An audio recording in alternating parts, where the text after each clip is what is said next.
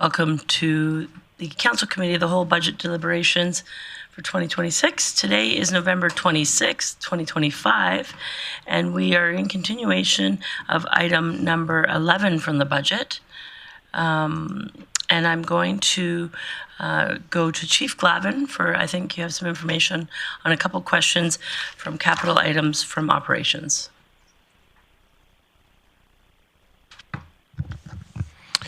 Thanks, Mayor Clayton. Yes, I did have some additional information on the water truck that we were discussing yesterday for transportation. I did have a little bit of inaccurate information, so I'll correct the record on it. The city actually has 2 water trucks in transportation. Now, the way that we got the second water truck was back in 2009, there was a replacement on a water truck, and the other unit that was being replaced was kept as a pool unit at that time. So they have been operating with 2 trucks for the last 16 years. And what they're looking to do is officially fund the second truck because it needs to be replaced. So that's the position we're in right now, is we have a unreliable vehicle that needs to be replaced and a second vehicle that was retained as a pool unit rather than be replaced at the time. So that's the current state for transportation. Thanks, Mayor Clayton. Thanks for that update, Chief Glavin. Appreciate that. So just curious then, is there any ability to just slide that to 2027? Would it be too high of a risk to slide for one more year, and could we make it work? Chief Glavin? Yeah, thanks, Mayor Clayton. Yeah, I know that we did do a substantial amount of work last year on one of the vehicles to get it back into service. We could probably, if we were pretty sure that 27 would be a year that would work, we could probably make it work till then. But there's been significant reliability issues with the current vehicle. That's okay. Appreciate that. Thank you, Councillor Berg. Yeah, thanks, Mayor Clayton. This probably is mathematically irrelevant, but then would it be categorized based on the information we learned yesterday as fleet renewal because it is replacing an existing vehicle? But I don't know if that would impact the budget at all. Chief Glavin? Yeah, thanks, Mayor Clayton. I think technically speaking, we should be running it through the capital process to be in line with the reserve policy. I'll ask Chief Whiteway. Thank you. Yes, so renewal, fleet renewal is strategically set up to help smooth those potential replacements. Adding new via capital tax, and then what we would do is then spread out the potential replacement cost in that reserve over the useful life of the one we purchase. So it would, if you use the renewal reserve to purchase new equipment, you then just have to redo all your forecasts because you've taken away the funds you need for your future replacements. Okay. Sorry, can I get more explanation on that? Chief Glavin just told us it's a replacement. Chief Glavin? Sure, thanks, Mayor Clayton. I'll say that when this was done in 2009, that was not the proper method to add to the fleet. Okay. Thank you. So, Chief Whiteway, it's not to say that this actually couldn't be funded. No, sorry. Renewal. I did miss that piece. My apologies. Yep. So it could be funded by fleet renewal. We just don't have, we really haven't built that in. That's the only For that piece. caveat Yeah. I would Okay, add. fair enough. Thank you. Councillor Plott. Thanks, Mayor Clayton. Just asking that, I know we haven't forecasted out all of the stuff yet, but when I look at fleet reserve, there's only $173,000 there now that we could actually allocate. I'm just wondering what that'll look like in 2027, if there would be actually more funds, or if that would still be a capital ask if I were to make a motion and we're successful to push it forward. Just wanting to know if it would still be a capital tax 2027, or if it could be looked at in 27 as partial capital, partial fleet. I'm not sure where the reserve will be at by then. Chief Whiteway, do you have that handy? I'll just look up where we're at for 27. We're pretty close on that fleet reserve, to be quite honest. And I mean, as we see cost escalations continue, I'm not certain we're going to see any savings in renewal. It's more likely that we should be projecting some higher inflationary going forward on our cost estimates. But I'll look at 27 for fleet and sort of what that projection looks like. Okay, thank you. Chief Glavin, did you have another update? Yeah, thanks, Mayor Clayton. There was also a question on our parks furniture capital budget. We haven't had any funding for the last 2 years, I believe. It's been zeroed out. There is some backlog in some benches, picnic tables right now that are not serviceable in that they can't be repaired, either need to be taken completely out of service or replaced. Any other Chief Miller? Thanks, Mayor Clayton. Just an update on the question from Councillor Palat in regards to the memberships. So it's 10% off annual memberships on membership sale day only. The other incentives are the punch passes. If that makes sense. Okay. Okay. Thank you. Okay. Any other chief updates? Chief Whiteway. Thank you, Mayor Clayton. So we had a question yesterday regarding the health care retention funds for $100,000. So we have confirmed that if without that funding, we wouldn't be able to pay all the current retention bonuses. We've even, we have $99,500 that we'll be looking to need out of that.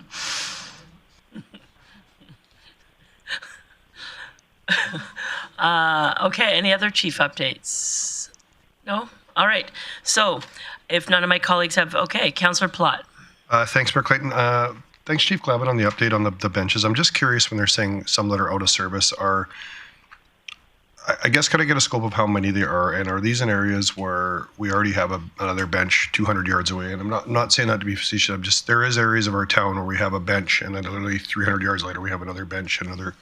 So I'm just wondering, I know that's a lot to ask for detail, but just, do we know how many approximately would be needed? And I guess the other question I'd had was, on that 50,000 line item, is it actually getting allocated year over year, or just more on, again, it'll come Q4, from what I understand yesterday, it'll have more detail on that, but I'm just curious if we are funding that to its full level every year. Glavin? Yeah, thanks, Mayor Clayton. So right now there are 15 benches and 10 picnic tables that they have slated for replacement. Some of them require a concrete pad.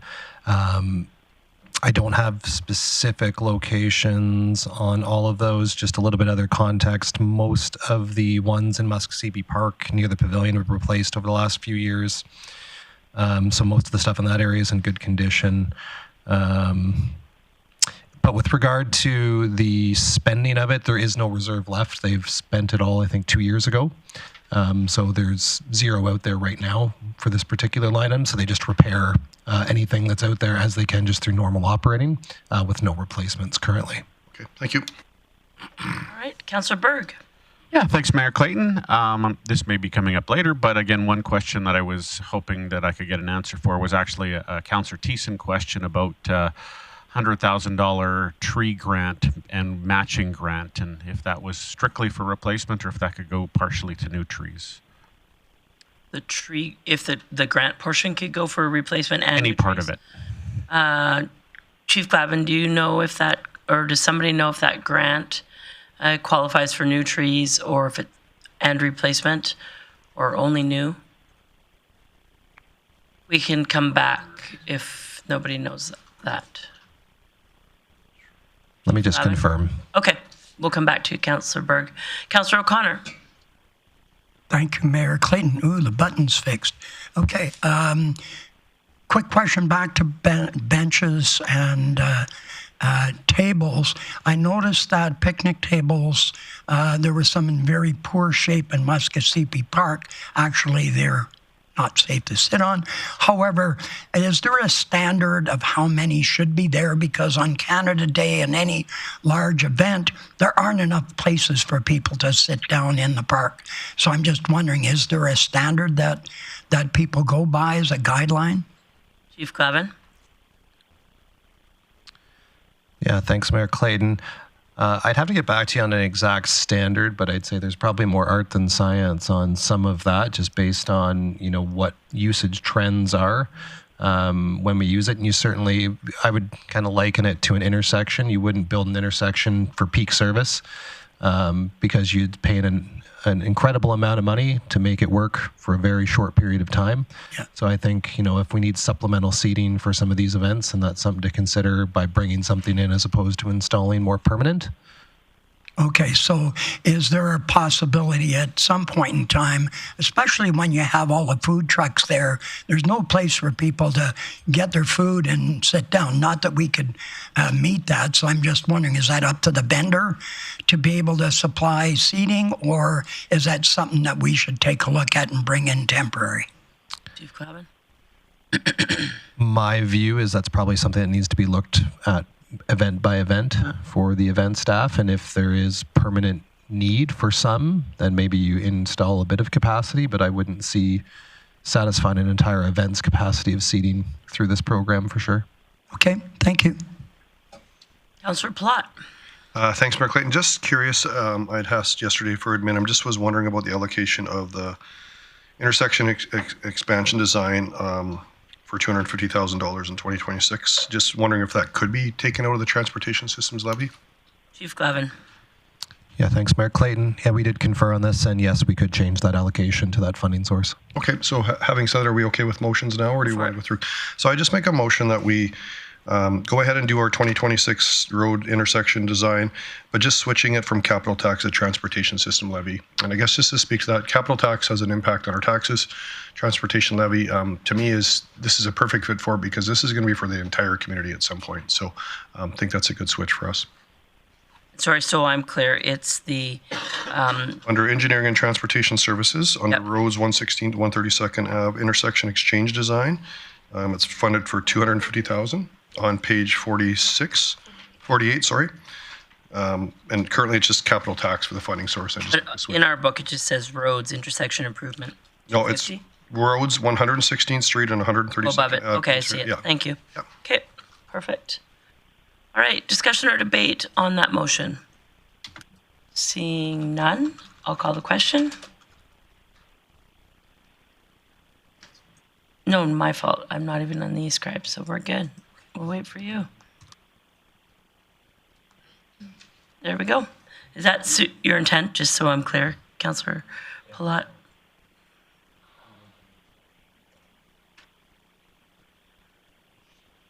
It just popped up.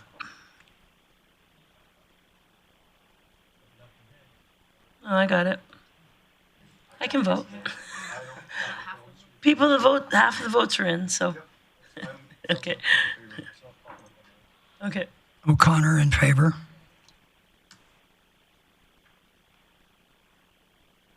And that carries unanimously. Chief Whiteway, you had an update in regards to that grant? Not for that question. I have an update, though, for the future fleet reserve balance for 27. We're expecting only $400,000 available after renewals next year in that reserve. Okay. So to my colleagues, while we get that information on trees, I'm happy to come back to any other Chief Clavin. Thanks, Mayor Clayton. Regarding the trees, the grant is for replacement trees. Okay. All right. So I know a couple of you had some thoughts on that, so I'm going to move along and we can always come back. We're going to move to Public and Protective Services Capital Plan, which is on page 50. There's minimal items there, but there may be some motions coming out of this. Councillor Palat. Thanks, Mayor Clayton. It's actually still under engineering and transportation services. So I would just like to move the water truck flood mitigation for $500,000 capital tax be just deferred to the 2027 budget. And just to speak to this, I guess for me, I think admin's done an amazing job of what we're looking at in our tax binder or budget for the next 4 years. We see it get better years 3 and 4, and so I'm really hoping to just stabilize this year's taxes and the next couple of years' taxes down a little bit. So I'd like to just slide that to 2027, please. So that motion is in order. Discussion debate, recognizing Councillor Bressi. Great. Thank you, Mayor Clayton. I can't support that. I do appreciate wanting to spread out purchases as much as we can, but I've heard that we've got reliability issues with that truck, and I know that when it comes to snow removal, it's getting those drains open is the number one concern that I hear from residents come spring. And in fact, I think it might be the one that they get most concerned about all winter is what's going to happen when spring comes. So for me, hearing how old those trucks are and hearing about the reliability issues we had, I don't want to risk going through next spring and having one truck down for significant amounts of time, especially when we know we're going to have to buy it eventually. I think we may as well make sure that we get through next spring well with reliable service. So I can't support this. Thanks for your comments. Councillor Berg. Yeah, thanks, Mayor Clayton. I'm also one that can't support it. When I got the budget book, I did entertain the idea of actually pushing back the other truck, just a plain water truck, and actually purchasing the one that actually has more serviceability and more flexibility for serving a variety of things. But as we've gone through the process, I actually support both trucks. Thanks for your comments. Councillor Plot to close. Okay. Call the question.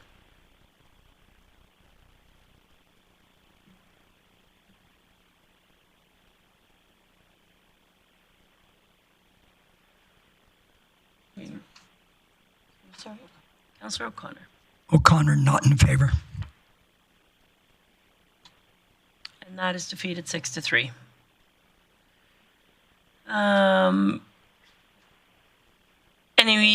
Okay, so I'm going to go back to public and protective. I don't see anybody in the queue for capital amendments there. Any of my colleagues have questions for capital changes, discussion debate in regards to operations? Councillor Plot. Sorry, Mayor Clayton, it's not operations, just in light of some conversations after last night's meeting. I just wanted to go back to the Financial Administrative Services long-term planning for $150,000 in capital tax. I'd just like to defer that to 2027. I don't think that hurts the organization. I think it lets us go to strategic planning, come away with a good idea of what we want to do the next 4 years, roll it out and let admin work on a process and bring us a report in 2027. So just want to confirm with admin that wouldn't be a risk to the organization if we slid that to 2027. Mr. Burke. No, administration would support that and look after strategic planning to have that further discussion. So moving to 2027 has a minimal impact. Thank you for that. So that motion is in order. Opportunity. It's under Financial Administrative Services, Long-Term Fiscal Planning, page 46, and it also means this provincial grant as well. These two items here just get deferred till 2027. Yep. Councillor Bressi. Great. I do appreciate. I don't want to delay it, but I get it. I think I'm likely to support it. But minimal risk to the organization delaying. But how about risk that grant? Mr. Burke. We haven't received it yet, so that's why I'm saying it's still minimal risk. It's not one that we have to had to have spent yet. So that's where it isn't a for sure that we have that grant. Okay. I think that project could go forward without it. We just have to rescope the project.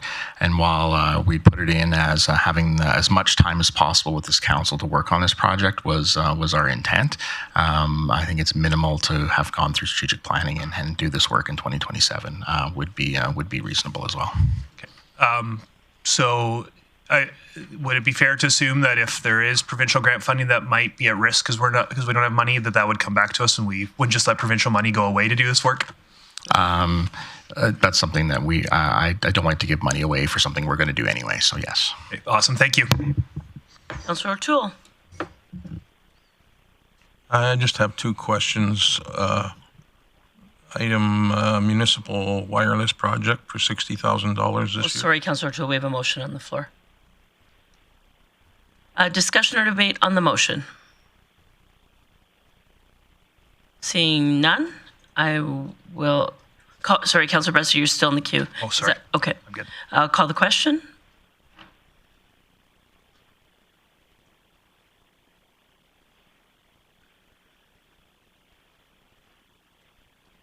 Councillor O'Connor in favour.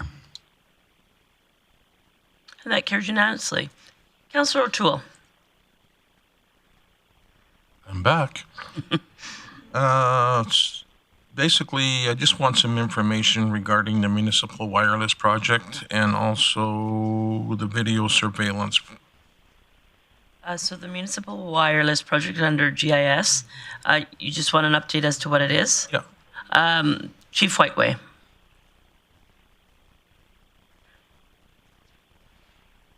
Thank you, Mayor Clayton. Sorry, just bear with me one moment here. No worries. I don't want to misquote anything. Page 46, you bet.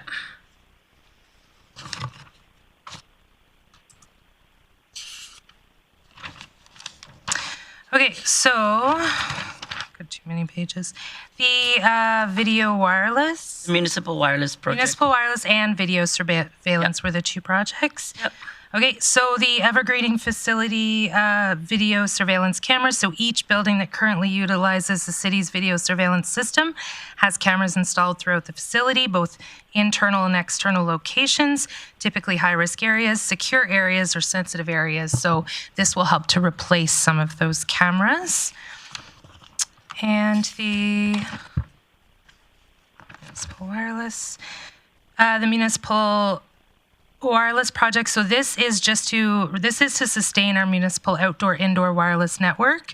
And this is the infrastructure and equipment required for our intelligent transportation system, our protective and emergency services operation, our city facility wireless networks, and all of our outdoor wireless and community gathering places.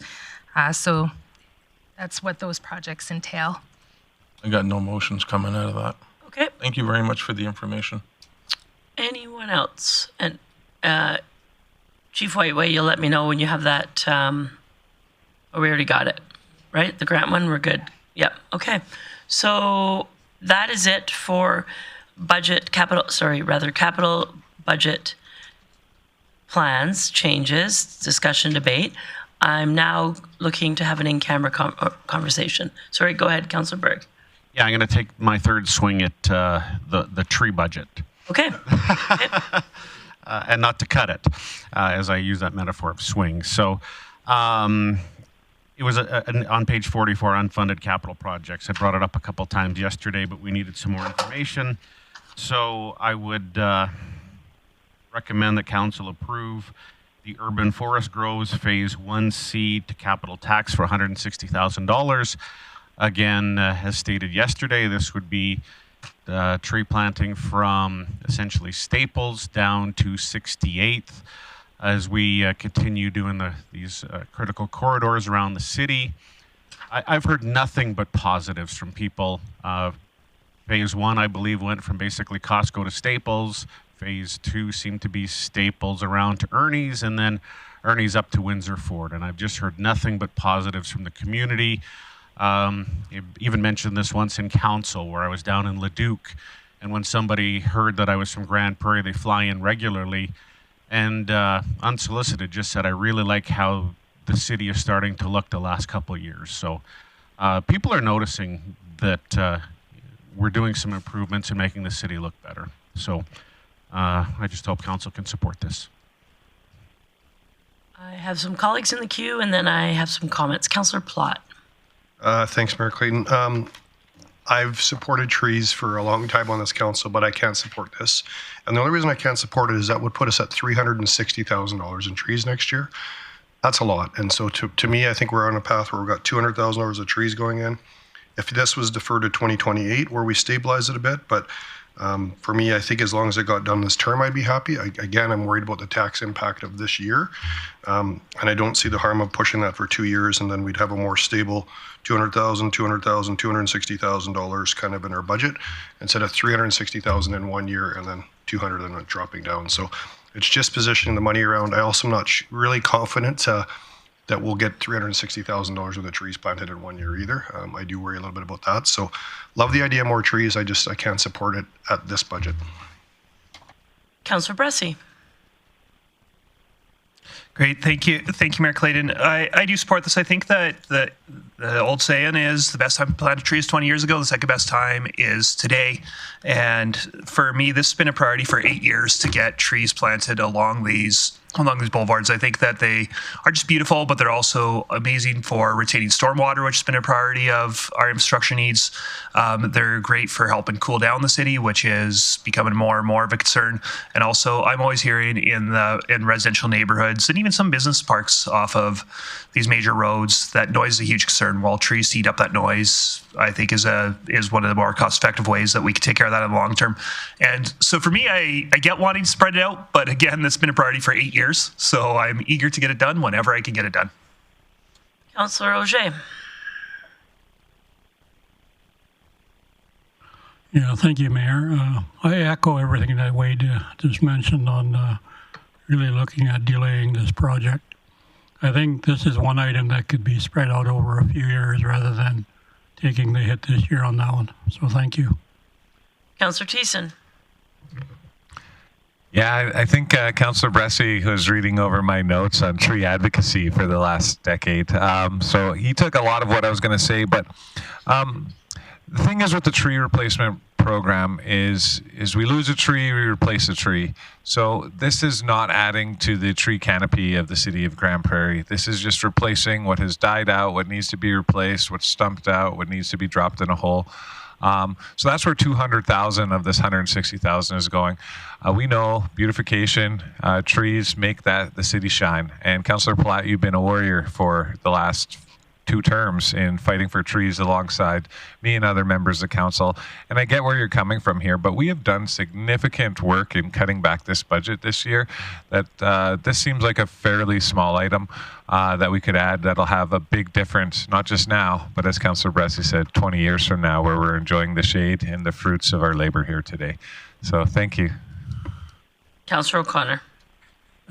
Fruits of our labor. I love that. I'm also in support of having the trees in the project go ahead. I think it's important that we do continue with this plan and keep up. If we don't, then we put a lot more pressure and further budgets. So I recommend that we go ahead and support this project. Just a couple questions for administration for me. When council approved the urban forest strategy last term, thought it was a great start to actually formalizing a conversation that had happened with previous councils about beautification and curb appeal, and I think we've seen the benefits of that program in particular in the last year. But I do worry about capacity. So 2 questions, Chief Glavin. If we were to plant $360,000 in new trees, does that primarily contractors, or do we have the internal capacity? And second question, typically the tree replacement program had been 90 and it's 100 this year. Was it increased to maximize the grant, or why was it increased? Yeah, thanks, Mayor Clayton. So with regard to increasing, largely just the cost of trees continues to go up. So that's not even matching inflation right now. It was 95,000 for quite a few years. With regard to capacity, which I think was the question. Yeah. If approved, you'll have $360,000 in trees to plant. Yeah, right now I don't think we're concerned about capacity. It will be a combination of contractors and internal, so long as the water truck and that crew that goes along with it get approved. They're not concerned. With regard to monetary value, I think as we did get grant funding last year, the monetary value of the plant was about close to $500,000 last year. Okay, perfect. Thanks for your answers. Councillor Platt. Thanks, Mayor Clayton. I just definitely want to see more trees. I'm just curious what's last year when we did our 100th Ave or 116th, some of the ring roads we've been working on, what was the cost of those? I didn't think we spent $160,000 to do those areas. And so I'm just wondering. So close to 500 in total was spent, but do you happen to have the by area breakdown, Chief Glavin? Yeah, thanks, Mayor Clayton. I'll be able to get some of that here. It'll just take a minute. Okay. And just for me, waiting on that information, again, want to see trees. I don't think we need to spend $360,000 this year to do that, though. I appreciate the whole thing. So if there's an opportunity to wait for that information, I would probably Sure. make an amendment for it just to be a lower amount, to be honest, and just look at sliding this around, maybe $100,000 next year instead of 160, and 60,000 sliding to 2027 or 2028. I do worry about capacity, and I feel like $160,000 is a lot more than we spent on some of those ring roads that we've done the last few years. So, Okay. Thanks for your comments. I'm going to take the other questions in the queue, but if the information is not available, Councillor Berg, would you withdraw your motion? I promise we'll come back. Go for 4? Yeah, exactly. Councillor O'Toole for now. Thank you very much. Councillor Palat kind of mentioned something here. What if we were to, or what would the consequences be if we were to cut the budget for those urban forest groves on Phase 1C to 80,000 this year and 80,000 next year? Is that something that could be worked in? So it might help you if we see what comes back for some of the areas that Chief Glavin's looking in, and then you'll have a better sort of perspective of what 160,000 does for us, unless you have something that is a lot easy answer, Chief Glavin. Sure. Thanks, Mayor Clayton. It looks like the last 2 years have been $100,000 per phase. I think they're just looking because it's a longer Right. phase that it would cost more. Okay. So if you split it up, we just do less. Yeah. Yep. Okay. Councillor Bressie. Great. Yeah, I think for me, if we're going down the road of potentially splitting up and doing it less, I could get on board with that. But for me, the very high priority is getting the areas adjacent to residential areas. So for me, if we do want to split it up, I'm curious if we could, what it would cost, or any trees that were planned to go between 76th Avenue and 68th Avenue. So that's adjacent to Pinnacle. Those are ones that are a high priority for me. And actually, I would love to, instead of going north of 76th Avenue and getting them down the commercial zone, I'd actually be curious what it looks like to get south 68th Avenue to also get them adjacent to O'Brien. But for me, it really is, I want to get trees between our major roadways and our residential areas to create some of that visual and auditory screening for where residents live. I don't care quite as much about the commercial areas. It's still important to me, but that's priority for me, is I really don't want to lose trees that were planted adjacent to Pinnacle in any motions that come forward. Councillor Plott.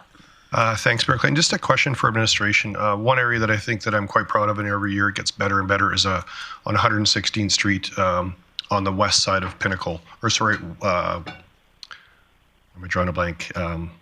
West Point. We did a lot of smaller trees in there. They were not big 2-inch calipers. They were smaller. 5 years later, it looks amazing. Great. And it continues to look better every year. Would this tree grove be like that, or would these be larger caliper trees? Chief Glavin. Thanks, Mayor Clayton. It would be a combination, so it would be very, very similar to the previous phases that we've done along 100th Avenue, 108th Street, and 100th Street. So we would have a mix. We'd have, just given the size of the area, if you want them to have a bit of profile, we do need larger capital trees because just the scale of the area to make them have a presence. But so we would likely suggest continuing that on those areas, but we have discussed as recently as this summer other opportunities to do more of what we did along 116th Street. Can we continue to head south down 116th Street and do that? So I think that's something that we'll continue to look at. I think we had a specific grant that helped us do those trees along 116th, and I think that supplied the vegetation. I think our crews did most of that work. Okay, thanks for that. I'm just curious, Mayor Clayton, as it's Councillor Berg had a motion in. It's still there. Still there. Yep. So I guess my motion would be to amend. Sorry, his motion is, sorry, go ahead. Yeah, to amend Councillor Berg's motion to have $100,000 be in 2026 budget for the C, Urban Forest Grove C, and $60,000 deferred to 2028. So same amount, $100,000 now, $60,000 in 2028. And just to kind of smooth out how many more trees we're planting over the next 3 years instead of it being so front-ended. Yeah, that motion is in order. I can't support the motion because I think that if you had done the 60 into 2027, I think that's realistic. But to space it out 2 years, I think it's too far for me to support. But open to discussion and debate on that amendment. Councillor Thiessen. Yeah, I like what you're throwing down here, but I was actually more in favor of what Councillor O'Toole was throwing down, which was an 80 and an 80. But I also like what Councillor Bressy was saying, where he said, hey, let's put our focus in the residential areas and cut out those sight lines from the concrete jungle and all the flashing advertisements that is our commercial industrial sector that runs along that road. I don't know where I'm going to sit, but I'm going to wait till the close and see what my other councillor members say here. But right now I'm leaning towards a no on this one. Councillor O'Connor. I'm not in favor of splitting it up that way. I'd rather see it closer to what Mr. O'Toole has suggested, go 80 and 80. And then I like what Dylan has said about putting it in, be specific at where they do go. But I don't like splitting it up over 2 years. I think that's too long. Just a comment in regards to placement. I think that there was a lot of thought put into our urban forest strategy. I don't really think that at this point elected officials should come along and tweak it and say, I'd like a tree here and a tree here. I think that there are needs for trees in our commercial and light industrial areas too. We're known to be a community that is based on industry, and at times that may not be the most attractive. So although 1C has plans to build that barrier for noise, et cetera, and beautification adjacent to residential, I think equally important is enhancing our commercial and light industrial areas. So I like the plan as it is, and in my opinion today is whether or not you're supporting the funding of it, how and when is the conversation. Councillor Berg. Yeah, thanks, Mayor Clayton. I just want to see this get done with the 160. Hopefully next year that there might be another identifiable project that might be 60 or 80, and we just continue on with this. So again, I just think 160 is great. I don't know at the end of the day if we take it down to 100 and defer 60 to next year, if that even moves the needle on what our tax base is this year. So I'm just quite content with 160 this year. Okay, so Councillor Palat to close on the amendment. Thanks, Mayor Clayton. Actually, after hearing my colleagues, because I was kind of back and forth on which way I do it, I'd be happy to amend my amendment to say $80,000 in 27 and 26 and $80,000 in 27. I'll take it. It is significantly different, but I'll take it as a friendly change. So 80 and 80 is the motion, 26 and 27. Discussion and debate on that amendment. Councillor Thiessen. Yeah, so just a question. In the previous phases, council was given sort of a map of what to look at, where these tree grows are going and stuff like that. That's going to continue on with this next phase C of the... I did see it in the presentation. Okay. Yeah. Okay. Yeah. Sorry, I somehow missed it. Anyways, yeah. All right. I'll decide in my head here. Okay. I'm going to call the question on the amendment. Please vote.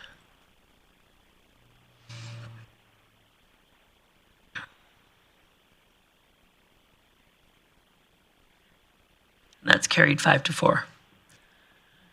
I would like to make a motion. An amendment, sorry. I would like to fund this, change the funding source to council strategic initiatives. So it would be 80,000 in 26 and 80,000 in 27, coming from, rather than capital tax, as indicated in the original motion, to council strategic initiative.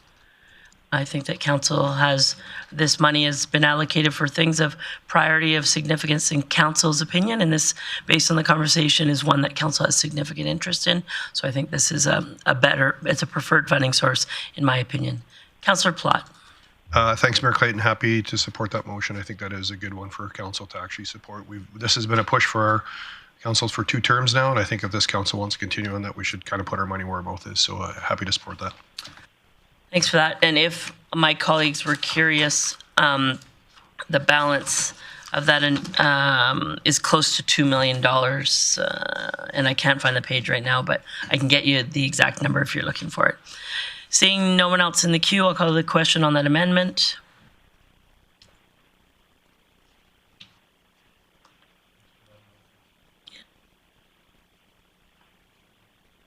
Councillor O'Connor in favour. And that carries unanimously. So back to the motion as amended, discussion, debate, excuse me. Seeing no one in the queue, Councillor Berg to close if you wish. No, I'm content. Thanks. Okay. So I'll call the question on the amended motion.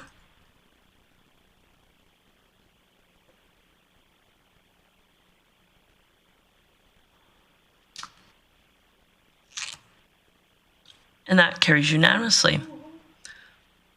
Somebody indicated to me that they had something else in capital plans. Okay, seeing none, Councillor Thiessen. It wasn't me, but just a question. Budget referrals, when are we getting to that? As I mentioned earlier, I'd like to do it in camera next. That's what I was hoping you're in the queue to make that motion. Yeah, I can and we'll do do that. budget referrals after. Sounds good. I'd move that we go in camera. Okay, so that motion is in order. Call the question.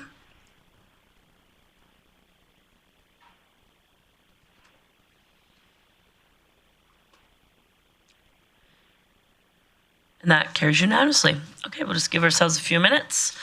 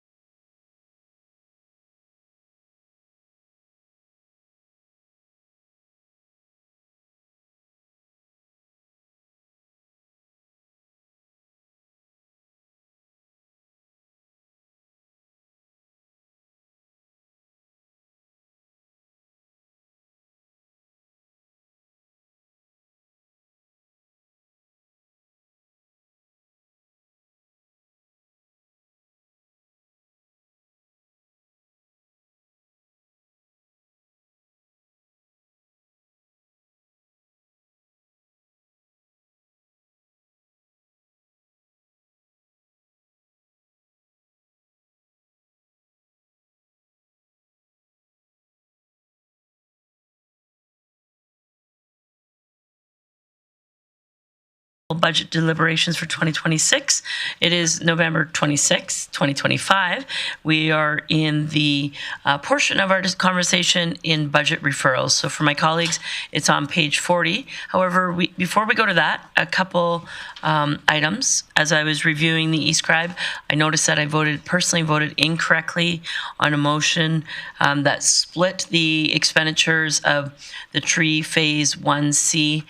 My intent was to vote in opposition to that because personally I believe the trees are only going to continue in price, so we should get it done in 1 year. So to change that, change the outcome of the vote, which means the approval would happen, the expenditure would happen in 2026. I did want to check with my colleagues that doesn't impact any of your votes on how you would have voted for the change of funding, knowing that it's happening in 2026. The $160,000 will happen in 1 year.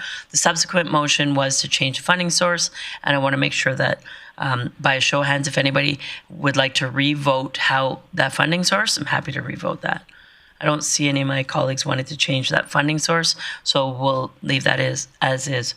We have one other item on a previous piece of business that I'll turn to Mr. Burke for. There's been some new information and clarification on one item. Thank you, Mayor Clayton. Administration didn't articulate the importance yesterday enough of why facility condition index project in 2026 was important to our asset management project.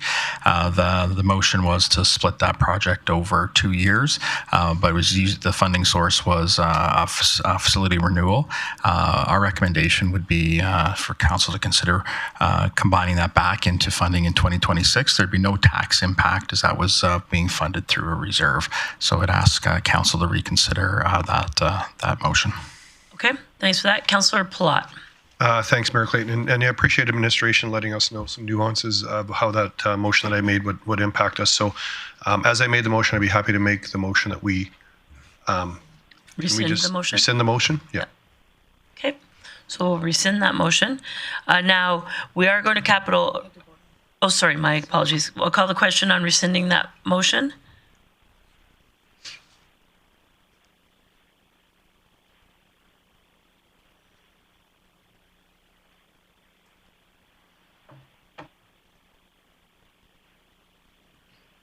And that's carried unanimously.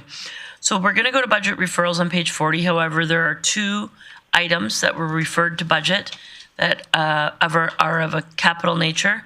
They came as a referral after the book was printed. So I'm going to go to our our CAO for introduction.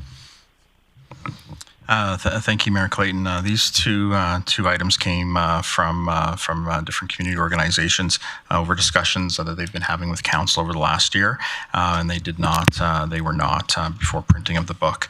The two that I also would add for the list, just for council consideration, are a request from Nitehawk for a $23,000 for design of a new driving range at the Bear Paw South Bear Creek facility. This would allow them to get to design stage.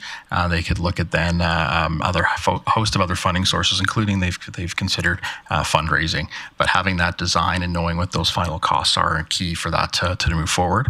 Aligned with that project, the city had completed the geotechnical, and so all that information has been completed and shared with them. And this would be a possible project on that site with some adjustments in design. So that would be Nitehawk for $23,000. Second one is from the art gallery. As we're doing some renovations to that facility, to Montrose Cultural Center in 26, the facility will be closed from February to September.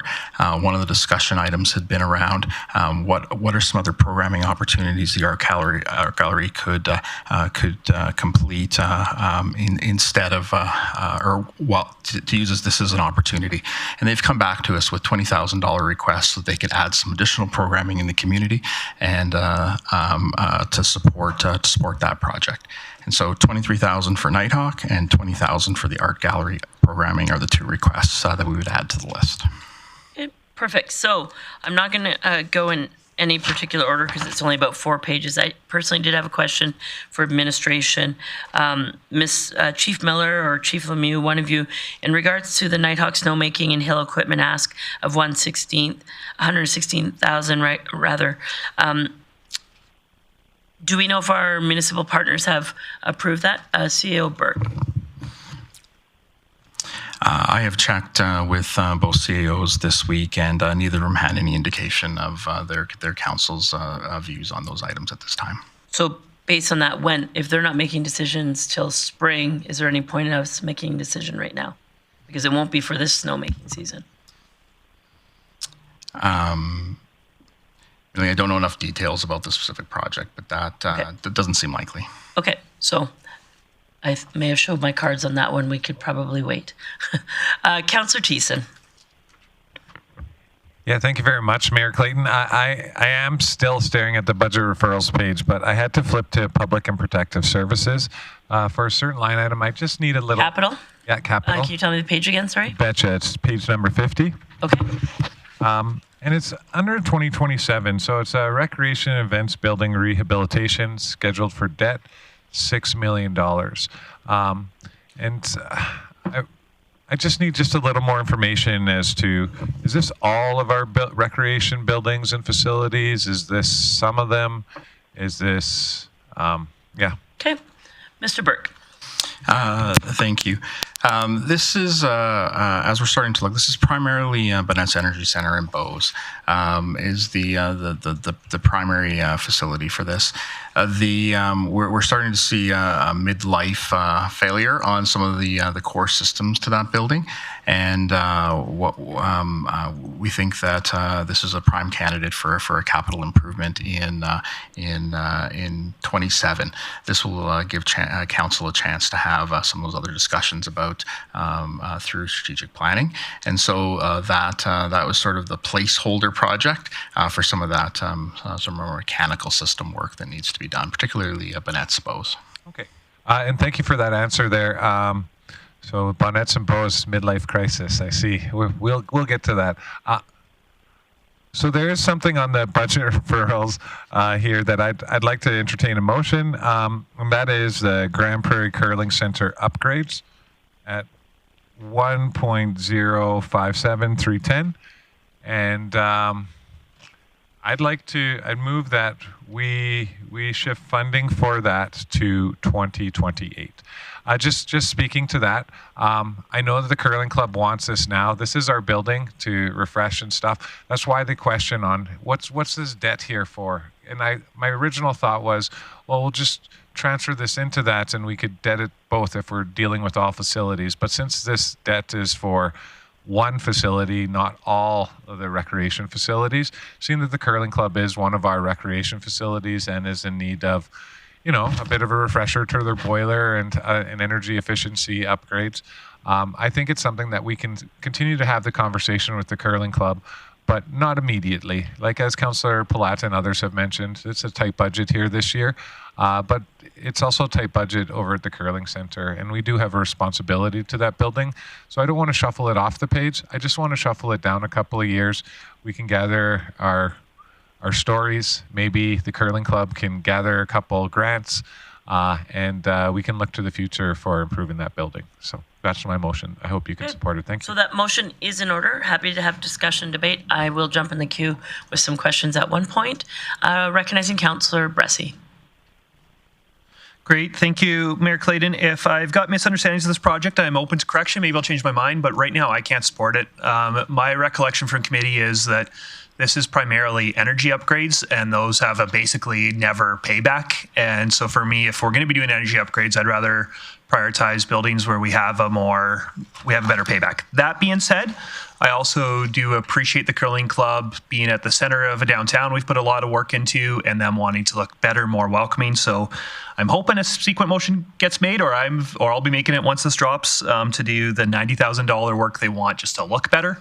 But for me, I don't see myself even in 2028 considering these energy upgrades, especially if we've just spent a bunch of money on the facade that would essentially become throwaways. So I appreciate the intent of this, but I don't want this in the budget whatsoever because I want to do the other upgrades right away. And I'll just check with Chief Glavin for clarification before we debate something that's not correct. Can you explain what the $1 million is? If Councillor Bressy's accurate, just say, yeah, that's it. Yeah, I think Councillor Bressy essentially summed it up. Perfect, thank you. Okay, so knowing that information, the $1 million, what the usage is for is primarily energy efficient upgrades. Councillor Thiessen's motion would put it to 2028. One thing you didn't say in your motion was your intent to leave it unfunded, or did you have a funding source in mind for that motion?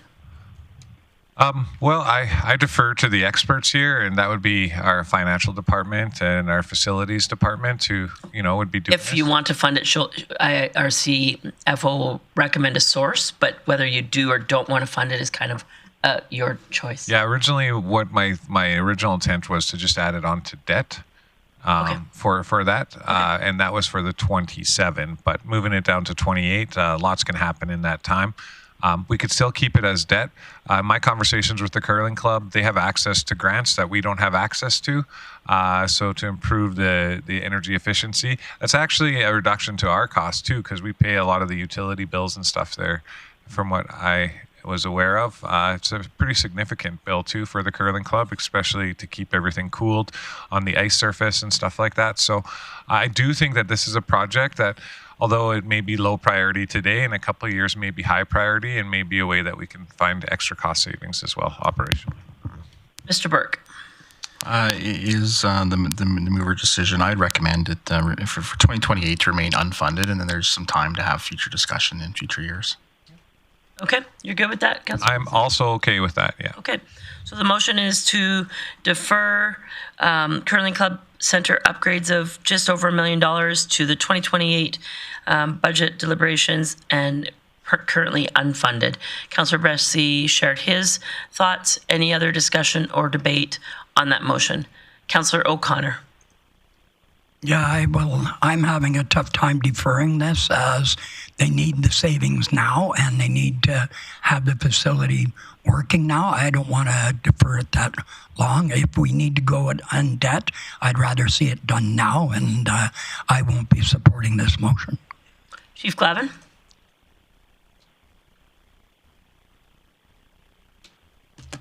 Burke? Oh, sorry. I'm not sure I have much to offer. Just kind of going back, this is largely a building envelope upgrade. There's also furnace, makeup air unit upgrades, ceiling upgrades. But as was previously stated, I think when we had the external company do the work, it was 100 and some year payback in order to get from the energy savings. So there will be no material energy savings from this. It would be material perhaps to the user, right? But from a perspective of payback, it doesn't make any financial sense. Okay. Seeing no one else in the queue, I'll call the question on Councillor. Sorry, would you like to close, Councillor Thiessen? Councillor Thiessen's motion.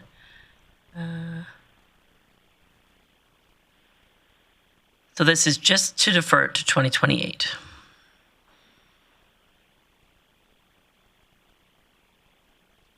Councillor O'Connor in favor.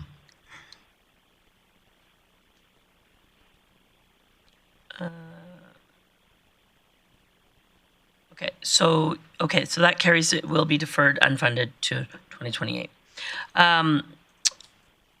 While we're in the curling club, I think someone else had Councillor Thiessen, or Bressy rather. Great, thank you, Mayor Clayton. Yeah, with that motion carrying, this debate might get a little bit interesting. Those conversations might be more interesting in 2028, but still, I'm still going to make the motion that we fund $90,000 for the Grande Prairie Curling Club exterior upgrades and Moloch bins for $90,000 from Council's Strategic Initiatives Fund. And just speak to this, we have spent a lot of money making downtown. I really do, and we've also we also have prioritized sport tourism. So I do think they make a good case that building needs to put a good face forward for the community. But I'm not comfortable asking for more tax money for that. I think Council's Strategic Priority Fund is set aside so that we're not having additional tax impact for things that we think are important. So I think it's a perfect use of that funding source, and I hope the council will support this. That motion is in order, recognizing Councillor O'Connor, or O'Toole rather. Okay, Councillor Thiessen. Yeah, thank you very much for the motion, Councillor Bressie. I was actually going to make the exact same motion with the exact same funding source. So this is great. And just to illustrate this, as hundreds of thousands of cars travel through the downtown core from the west into town, that's the first building that they see when they hit the first intersection after they cross over the Muskosipi Park bridges. To sprucing this up and to make that a more appealing site is only going to make the visual site of Grande Prairie a lot more welcoming and inclusive and beautiful to everyone that's coming to visit our city. So this is a strategic point, just like 214 Place across the street is a strategic point from long on the horizon. This is, hey, now you're in here and take a look at this building. It's not washed down. It's not an empty parking lot. It's not a bunch of dumpsters on the corner of the road. This is going to be spruced up quite nicely for a very reasonable cost. And coming out of our strategic fund, I think that's the perfect way to spend that money. A couple questions for me for administration. I agree. I think that this will make a significant improvement, and the Curling Club has been a pillar of our recreation community for a long time. I just want to confirm, Chief Glavin, you committed to doing some landscaping in addition to what's in the ask, and that was some light landscaping in front of the facility as the tree wells that are there don't have trees in them, etc. Is that still on your plan? Thanks, Mayor Clayton. Yeah, we'll take a look at what's possible. The tree wells in there, I'm not sure would be suitable for new trees. They're the old style ones, not the current civil cell. So we'll take a look at what can be done, but I'm not sure that it would be trees going in the front. But we'll Some see kind what we of can do. softscaping. Yeah, we'll see what we can do in the spring. And then the second question, Chief Glavin, have we confirmed that this price is appropriate? It seems a little light to me. It's such a large building. I know there's some parking lot work that needs to be done. Are we comfortable that this $90,000 amount is enough? And if so, have we had and if not, have we had conversations with the facility that they have any skin in the game, for lack of a better term? Yeah, thanks, Mayor Clayton. I believe the 90,000 is their number, not our number. So I do not know if that's sufficient or not for what they're looking at doing. Okay. So something for council to keep in mind. I do support this motion. I want to see the facade improved. I want to see some light landscaping. My only concern will be if this comes back twice as much. I don't know if it meets council's intent. Mr. Burke. I would offer in this this scenario that we leave it at the 90,000 for now, and we go work, see what we can come back. We'll come back to council with what that will achieve. Council could then determine in the new year if they wanted to add additional council strategic initiative funding. But I'd say let's start with this. Okay. Seeing no one else in the queue, I'll call the question on this one. And I got kicked out again. Mayor Clayton in favor.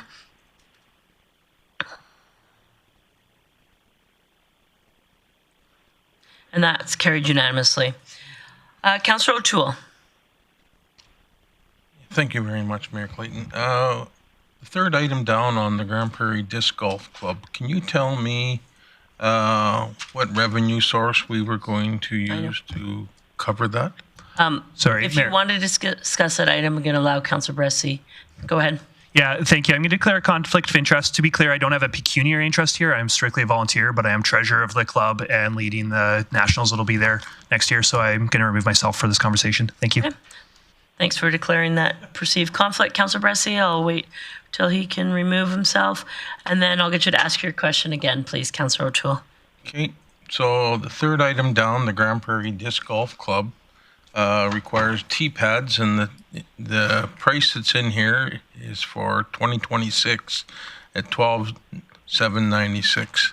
And I was just wondering if we could take that out of parks or some kind, because it will be an enhancement to the parks in the city. I'll just clarify. I'm assuming it'll be a recreational amenity. And so, Mr. Burke, who would this go to? This, if council want to support this community group, it would require a funding source. Okay. Okay. I would look for administration to supply us one. Council CFO, wait. Sure. I would say you have two options. You have Council Strategic Initiatives Fund or Future Expenditures Reserve. Or capital tax. Capital tax, yeah, sorry. Yeah. So, Councillor Toole, would you like to make a motion with one of those funding sources? I'm not sure what would be the best for us at this point in time. I think that you would probably, if you started with Council Strategic Initiative as a motion, you'll have some discussion and debate with your colleagues. Okay, so then I'll do that. I'll look at funding sources, Council Strategic Initiative. All right, so that motion is in order. So this would, in turn, I don't know if one of the chiefs could tell us a little bit more about this project. I know disc golf is a driving force of growth in recreation in our community. I know they're hosting nationals coming up. I don't recall, personally, I'm not remembering a lot about this ask. Chief Bailey, thank you. Thank you, Mayor Clayton. Exactly as you framed, this is really just in support of hosting the Nationals next year and just the continued vibrancy for the community of having this as a well-resourced and well-used amenity that many are enjoying, and we've seen an uptick in users. So it's really to support twofold, both next year showing up well at the Nationals and the continued user groups. Okay. And on the actual, what the item is, it's an enhancement of the tee boxes on our existing course, correct? Correct, Mayor Clayton. Okay. Councillor Thiessen. Thank you very much, Mayor Clayton. If I could, I'd like to propose an amendment. Okay. And that would be to switch this funding source to capital tax. And just speaking to this motion, I know we're trying to avoid the increase of taxes. For me, even though there's a national event here, it seems like this wouldn't necessarily be a strategic initiative or a plan. For us, this is an amenity that's enjoyed year-round by multiple people around the community and people around the region who come and use this. It's a great chance to showcase the beauty of our river valley and the connected areas. And I think for $12,000, like that's not even going to push in a 0.01% tax increase on our overall tax increase. So to go capital tax here at $12,000 is very minimal, and I'd like to save our strategic initiatives fund for other future projects. Thank you. All right, so that amendment is in order. I'm going to turn off my computer and start over, so we're just going to go a little bit freewheeling here. I will look to my colleagues. If you have any discussion or debate on the amendment, Councillor Thiessen's motion is to change the funding source to capital tax. If you wish to discuss or debate it, to me, this is a perfect item for a council strategic initiative. There is money there. To raise the taxes in any amount when there's another funding source, I think is something that we're all conscious of. So I encourage council to choose the funding source that has no tax impact, but open to other comments. Recognizing Councillor O'Toole. Yes, these will be permanent. They're not here for this year and then they're disappearing. They're permanent. And I still feel the funding source is the correct one at this time. And Thanks for your comments, Councillor O'Toole. Seeing no one else in the queue, Councillor Thiessen, do you wish to close? Okay, I'll call the question on the amendment.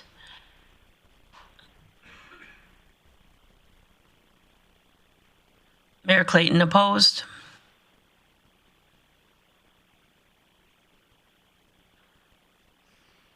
And that is defeated 3-5. So there is a current motion on the floor, which is to fund this $12,000 approximately out of Council Strategic Initiatives Fund. I see no one in the queue, so I'll call the question on that motion as amended. Mayor Clayton in favor. Oh, I apologize. Councillor Plott, did you have? Okay, something else? Okay. Sorry, as presented, my apologies. So the original motion as presented, I vote in favor. And that's carried unanimously. We'll give a moment for Councillor Bressie to come back in. And then I'll recognize Councillor Plott. Thanks, Mayor Clayton. I just wanted to, the Pocket Library at Eastlink Center, something that I'd love to see us do at some point, and being on the library board for years, this was something I was excited about. I'm just curious where we would put it at Eastlink Center. Have we identified a space or location and how big it would be yet? Or? Chief Lemieux, do you happen to have that information? Yes, thank you, Madam Mayor. So this pocket library would be on the main floor. So it would be just past the second cup. So it would be on that floor. And the reason it has to be on that floor is because of the weight restriction. So that's the plan. And do we know kind of a sense of size on that? I couldn't tell you the square footage, but what I can tell you is we would repurpose some of the glass office partitions that we have at City on 99. So we're saving those in case this project goes ahead. I'm probably 200-300 feet, not huge. No, and no, and I'm happy. I'd love to see this project go ahead. I do think there's a good funding opportunity here. Like I could see us having an opportunity for a partnership with an agency or a business that would think this was good value in our community. So my motion is just to defer this to 2027. I'd like to learn a little bit more about it. I'm glad it's hit our books, and I'd like to see this funded at some point in this term. But I don't want to see it necessarily funded this year, but I'd like to see it just slid to 2027. Thanks, Councillor Platt. That motion is in order. Opportunity for discussion or debate. I did have Sorry, do I need to identify a funding source or just leave it unfunded for now? Is that fine? If you're deferring it, I'll just leave it as unfunded for now. And yeah, okay, thank you. I did have a question for administration before I go to those in the queue. Can somebody remind me what the $40,000 gift in kind is? Is it a sponsor already, or is it shelving? Is it Chief Bailey? Yeah, it's the glass partitions that we would use from on 99. Okay, perfect. So it's our gift in kind. Correct. Okay, thank you. Councillor Auger. Thank you, Mayor. I know what a library is, but what the heck is a pocket library? It's a small version that pops up in an untraditional place. Okay. Councillor Berg. Yeah, thanks, Mayor Clayton. I was actually expecting a different motion to fund it this year. I just wanted to make one comment while we deliberate. Is that we brought this up with the Youth Advisory Council last year, and they were all excited. And one of the things that I've mentioned before is with the Youth Advisory Council, they're more intellectual group than they are athletic, and we don't always provide spaces for that category of student, but we do accommodate a lot of athletes. So this was something that they were excited for, and I'd like to accommodate them. Now, whether that's this year or next year, I need to think about it, but it's something that they expressed that they were excited for. Councillor Thiessen. Thank you very much for the motion, Councillor Palat. I didn't have the ambition to try to fund this year. I had too many questions. Security is one of the biggest ones. I don't want to see loss of books and stuff like that happen. I don't know if it's going to be a manned pocket library for anybody. If we're going to have people on site helping with returns or withdrawals of books, from the pocket library. So more information is what I need, especially for an over $100,000 contribution. I do believe Councillor Palat is 100% correct. This is a great opportunity for sponsorship funding and for us to go out there, maybe even for the Grande Prairie Public Library to go out there and find that same funding, because they have that charitable outreach wing that they can utilize. So I don't want to lose it. I do want more information. I'm just not ready to fund it this year. Councillor O'Connor. Yes, thank you, Mayor Clayton. In watching and having the presentation from the libraries, the GP Grande Prairie Library come to council, it's going to be an unmanned. I think they use their membership key to have access. So the only time they have staff, they drop off books and you go in, you can take the book, but it's mainly a study area that is quiet. And so I would encourage everyone to do it this year.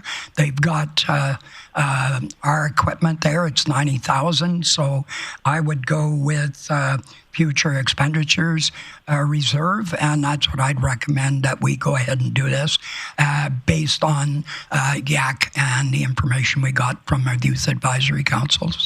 So appreciate the comments. If this motion is defeated, I'll go back to you next. Councillor Bressie. Great, thank you. Yeah, I can't support deferring this. I'd love to fund it. And as I'm hearing people ask for more information, they're all things that, in my perspective, were covered in the presentation. We had chances to ask. So I don't personally. I respect if other people need more information, but I personally have the information I need to make a decision on this now. So I don't want to defer it for more information. Appreciate your comments, Councillor Palat, to close, if you wish. If you wish, rather. Thanks, Mayor Clayton. No, I do think this is something that I'd love to have happen. I guess for me, I'd like to know if that's even the right size. And so I toured the one in Red Deer when we were there for AB Munis, not manned. When I talked to their facilities about it, they said they do lose books. They check regularly, but the cost of replacing books was substantially cheaper than having it staffed. And so that's why they don't staff it. It was actually cheaper just to lose the odd book. But having said that, I guess I'd like to see more detail on it, honestly. And maybe we've had some conversations, maybe I happen to miss that committee, but I don't know the size. I hear the location, that's great. I'm not sure that's big enough for me. I actually think that it could be bigger than that. And if there's more space, I'd like it to be bigger. So, and I'm probably have more of an appetite to fund it at a higher level if that was the case. That's why I'd like to just defer it for a year. I do think there's sponsorship opportunities as well. This will be a great add to the Eastlink Centre, and I see facilities around the province switching to be rec and culture facilities. I don't think that's a huge harm. It just got brought up last year and finally got to us. So to defer it for 1 year, I don't think is a big harm, and I think there might be more opportunity deferring it to make it bigger and better and potentially find a sponsor. I appreciate that your close, Councillor Plott. If my colleagues will allow, I would like to make an amendment, even though that was Councillor Plott's close. If anybody has an objection to me making an amendment, I'm happy to not. Okay, so I'd like to amend that this is funded by Council Strategic Initiative. So it would go to 2027, but it would be funded in by Council Strategic Initiative Fund in 2027. So it creates that certainty for the Youth Council that it's coming. It signals to our community that we're looking for a sponsor. It shows our intent is there to support the youth in this project because it has a funding source. However, there are still some opportunities for question us to get a bit more information. So I'm hoping you'll support my amendment. You got my support. Seeing no one in the queue with discussion or debate on the amendment, I'll call the question.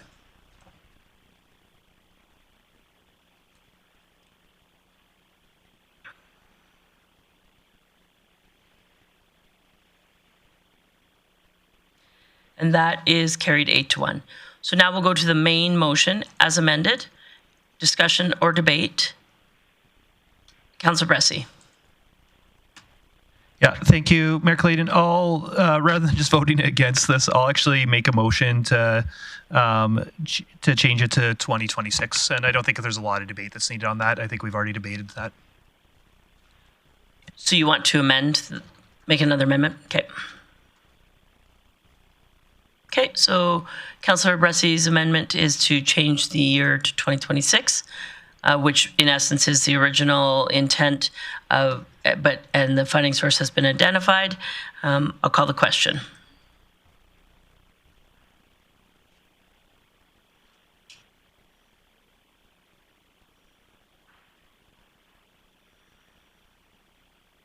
And that is defeated. So I will go to unless there's any other amendments, I will go to the original motion. Councillor, I'll call the question on the amended motion.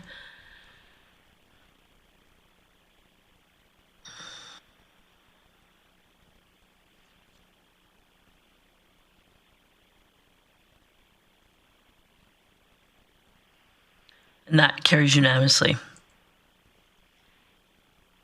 It brings up a point, though, Mr. Burke. If through conversations with the library and there appears to be corporate support for the project, could the project come back to council? I don't want it to wait till 2027 if they do in turn find, in actuality, find a corporate sponsor.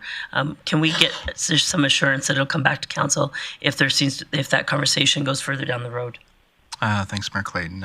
Following deliberations, we'll have a discussion with the library and make that offer that if corporate sponsorship comes forward or we're able to help identify corporate sponsorship, that we'll bring it forward earlier. Perfect. Thank you for that.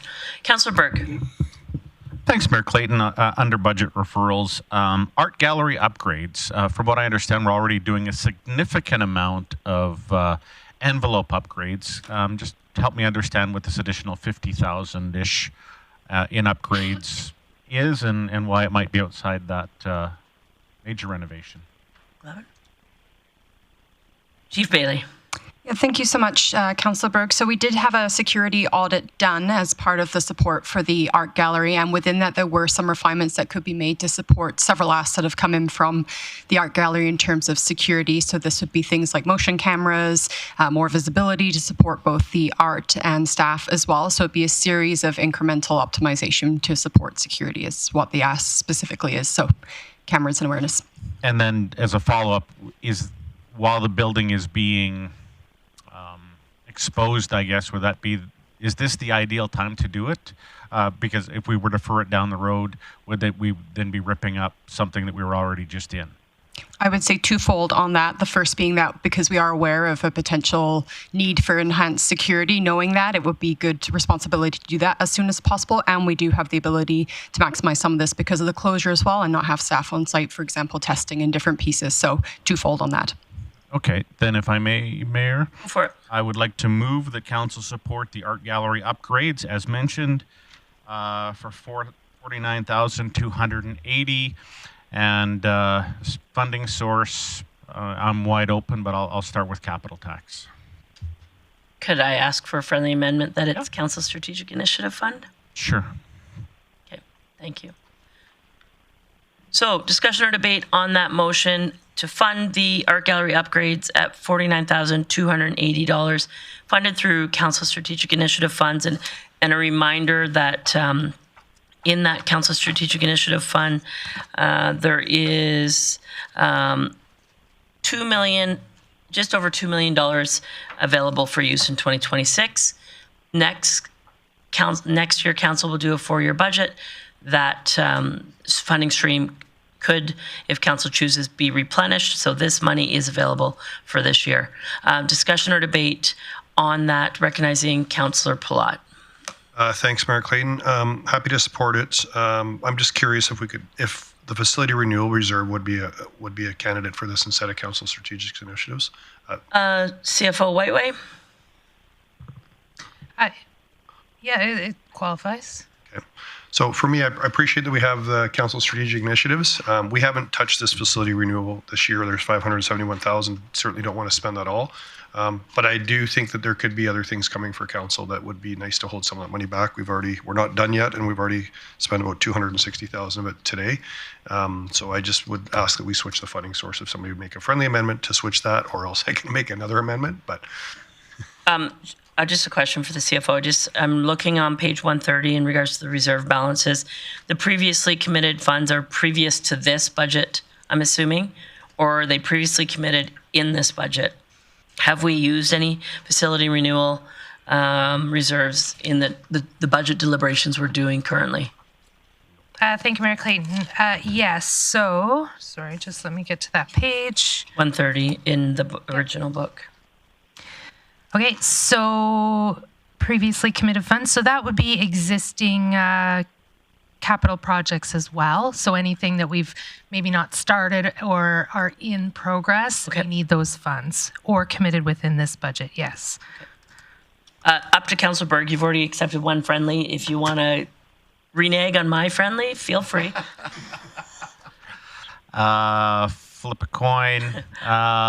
If you don't, I'll just get him to do a formal amendment and we'll vote on it. Yeah, I'll stick with Mayor Clayton's friendly amendment.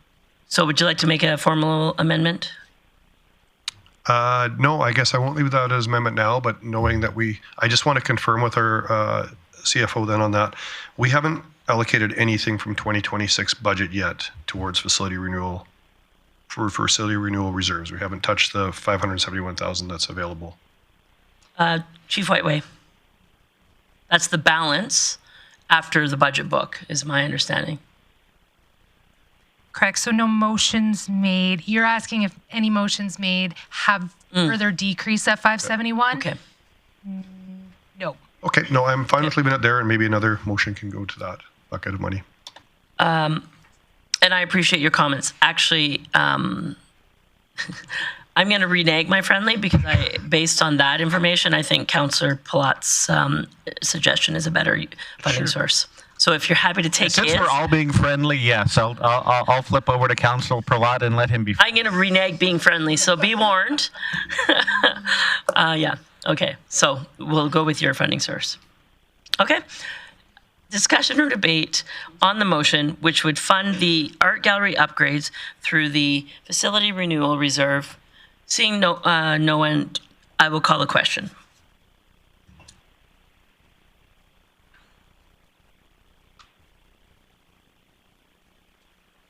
And that's carried unanimously. So other items in the list, in the art gallery, the Creative Arts Center, flooring, etc. Councillor Berger, is that, I'm going to go to someone else if you're still in the queue. It is regarding the art Okay, go gallery, for it. Yeah, so as we heard, there was an addition since it was printed of a $20,000 ask for programming. It was actually something that I was concerned with, is that essentially while we do these renovations, that they would essentially shut down, do a handful of school projects. But when the building collapsed back in 2007, the gallery moved out into the city and did some exemplary work. And so I was afraid that we wouldn't see that community outreach and that we would actually lose a lot of momentum with this shutdown. So I'd actually asked them to come back to council with some kind of programming idea. And I expected it actually to be a lot higher than $20,000. So I would just like council to approve a $20,000 funding to the Art Gallery of Grande Prairie so that they can do programming during their closure. And a funding source, council strategic initiatives. Perfect. So that motion is in order. I see two other of my colleagues in the queue. Discussion or debate on that motion? Nope. Okay. So I'm going to call the question on that to fund the $20,000 programming enhancement to the art gallery funded through the council's strategic initiative fund. Please vote. That's carried unanimously. Councillor Thiessen. Yeah, thank you very much, Mayor Clayton. I'd like to make a motion that we fund the Center for Creative Arts' flooring project for $17,500 using the facility renewal reserve. That motion is in order. Councillor Palat. Sorry, I just was in queue for something. Okay. Discussion or debate on Councillor Thiessen's motion, which will replace the flooring, some of the flooring at the Creative Arts Center to the tune of $17,500. Funding source being the Facility Renewal Fund. Seeing no one in the queue, I'll call the question.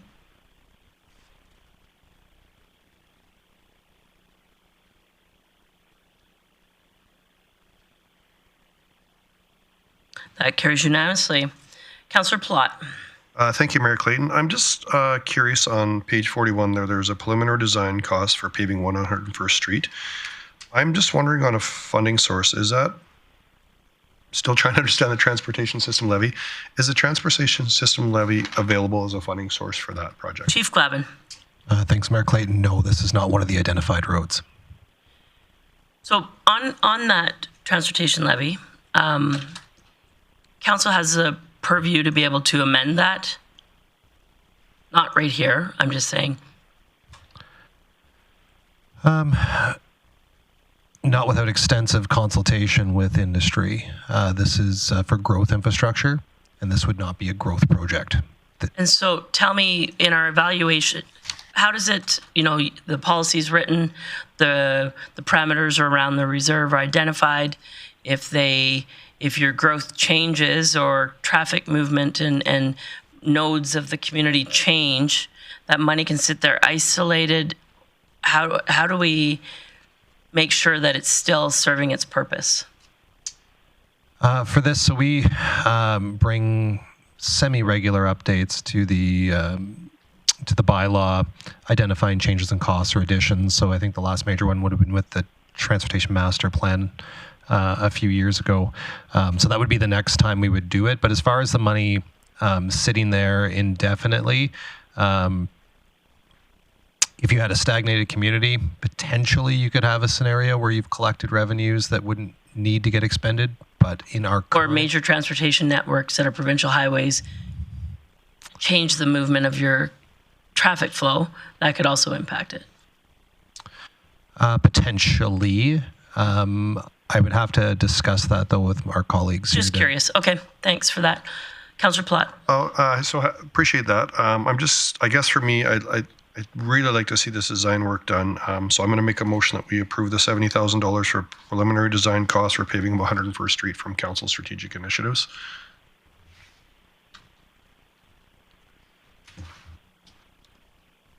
So motion is in order. Yeah. It's on page 41, halfway down, preliminary design costs for the paving of 101 Street. From 124th to 132nd Avenue. Councillor Thiessen. Sorry, Councillor Platt. I can't support this motion, and I get that we're moving towards trying to not increase the taxes even a minuscule amount by utilizing this fund. This is our council strategic initiatives fund, and it's supposed to last us the whole term, essentially.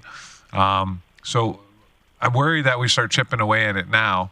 By the time we get to year 2 or 3, we may find something that is really strategic and really an initiative that we really want to fund, but we just don't have that. So now we're back to where we are here today and fighting whether or not we're going to add tax to a budget for something that, doesn't maybe fit 100% on that. I want this work to get done 100% too.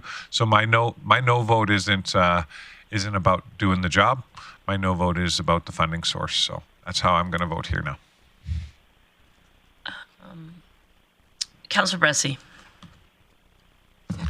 Great, thank you. I'd welcome it as friendly, but I have a feeling it wouldn't be that. So if not, I'm going to move to amend that this be funded through capital tax. And for me, what the point of strategic enhancement reserve is that's for major high-level strategic decisions that are going to help the entire community and put a strategic priority forward.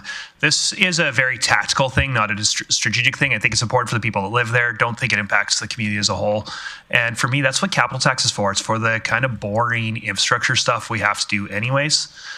So I'd move that we amend it to capital tax unless it's taken as a friendly.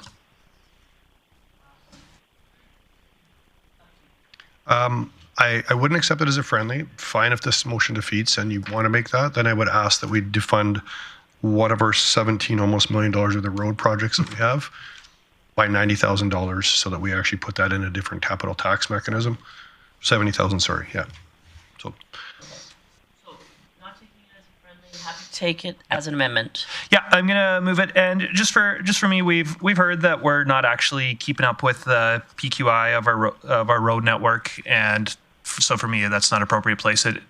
So I'm gonna move that we switch it to capital tax. Okay. So this is the amendment on the preliminary design costs. All the amendment is on the funding source, open for discussion, debate. Seeing no one wanting to debate the amendment, I'll call the question.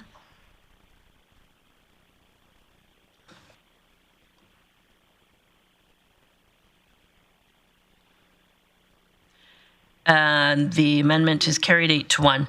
So back to the original motion as amended, recognizing no one in the queue. I will call the question on the amended motion.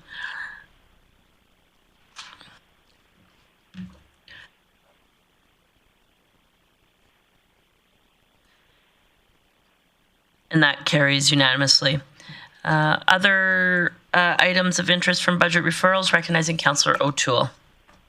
Yes, I have a memory loss here. Did we vote on the Nitehawk $20,000 design? Nobody made a motion on it. I would like to make a motion that we fund that. Okay, so this is for 2026. Perfect. So, and did you have a funding source in mind, Councillor? No, I'm looking to administration for their advice.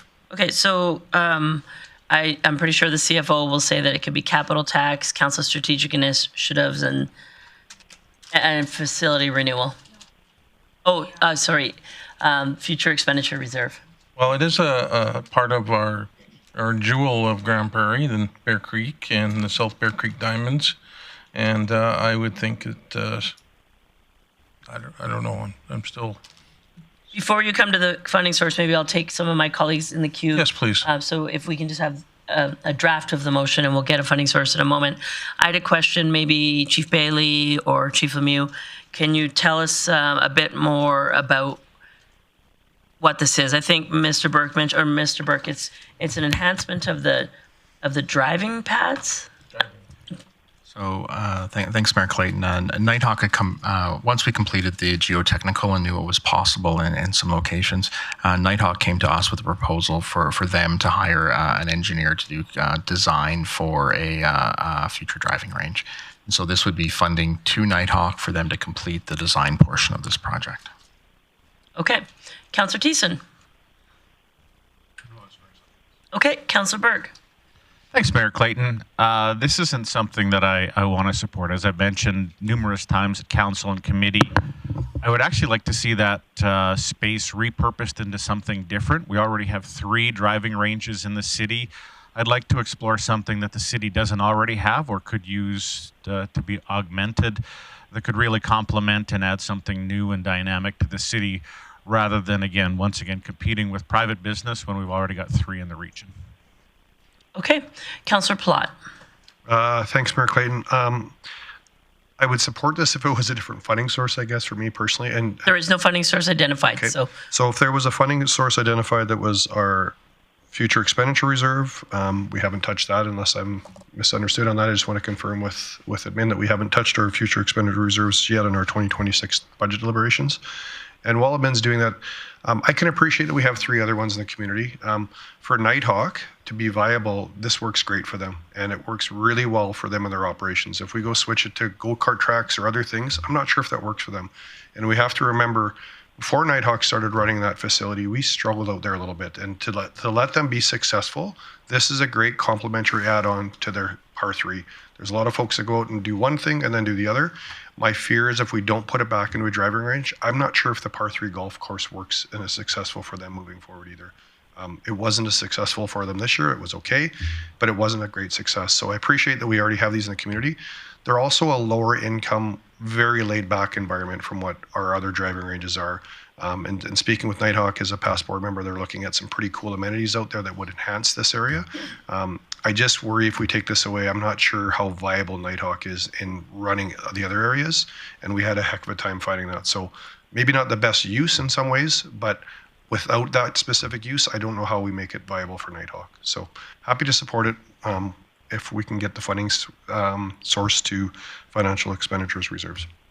Councillor O'Toole, would you be happy to take a friendly to add that funding source as identified by your colleague? Yes, I would.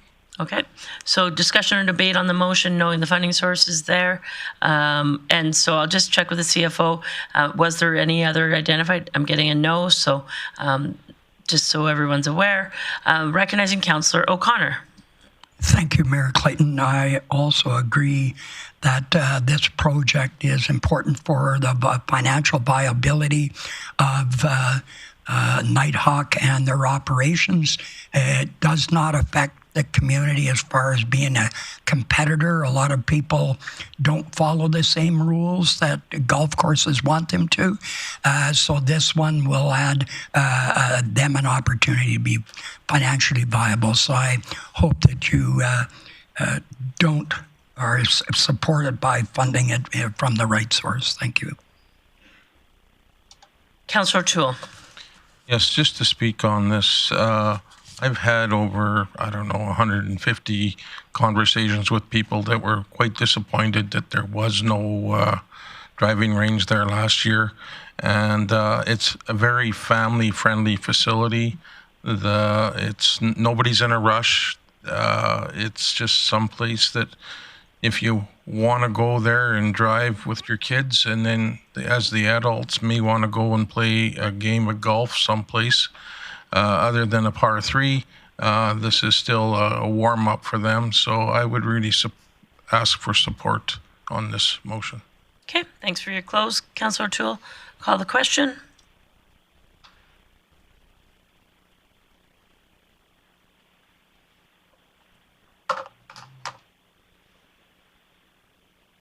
That is carried 7-2. Recognizing Councillor Thiessen.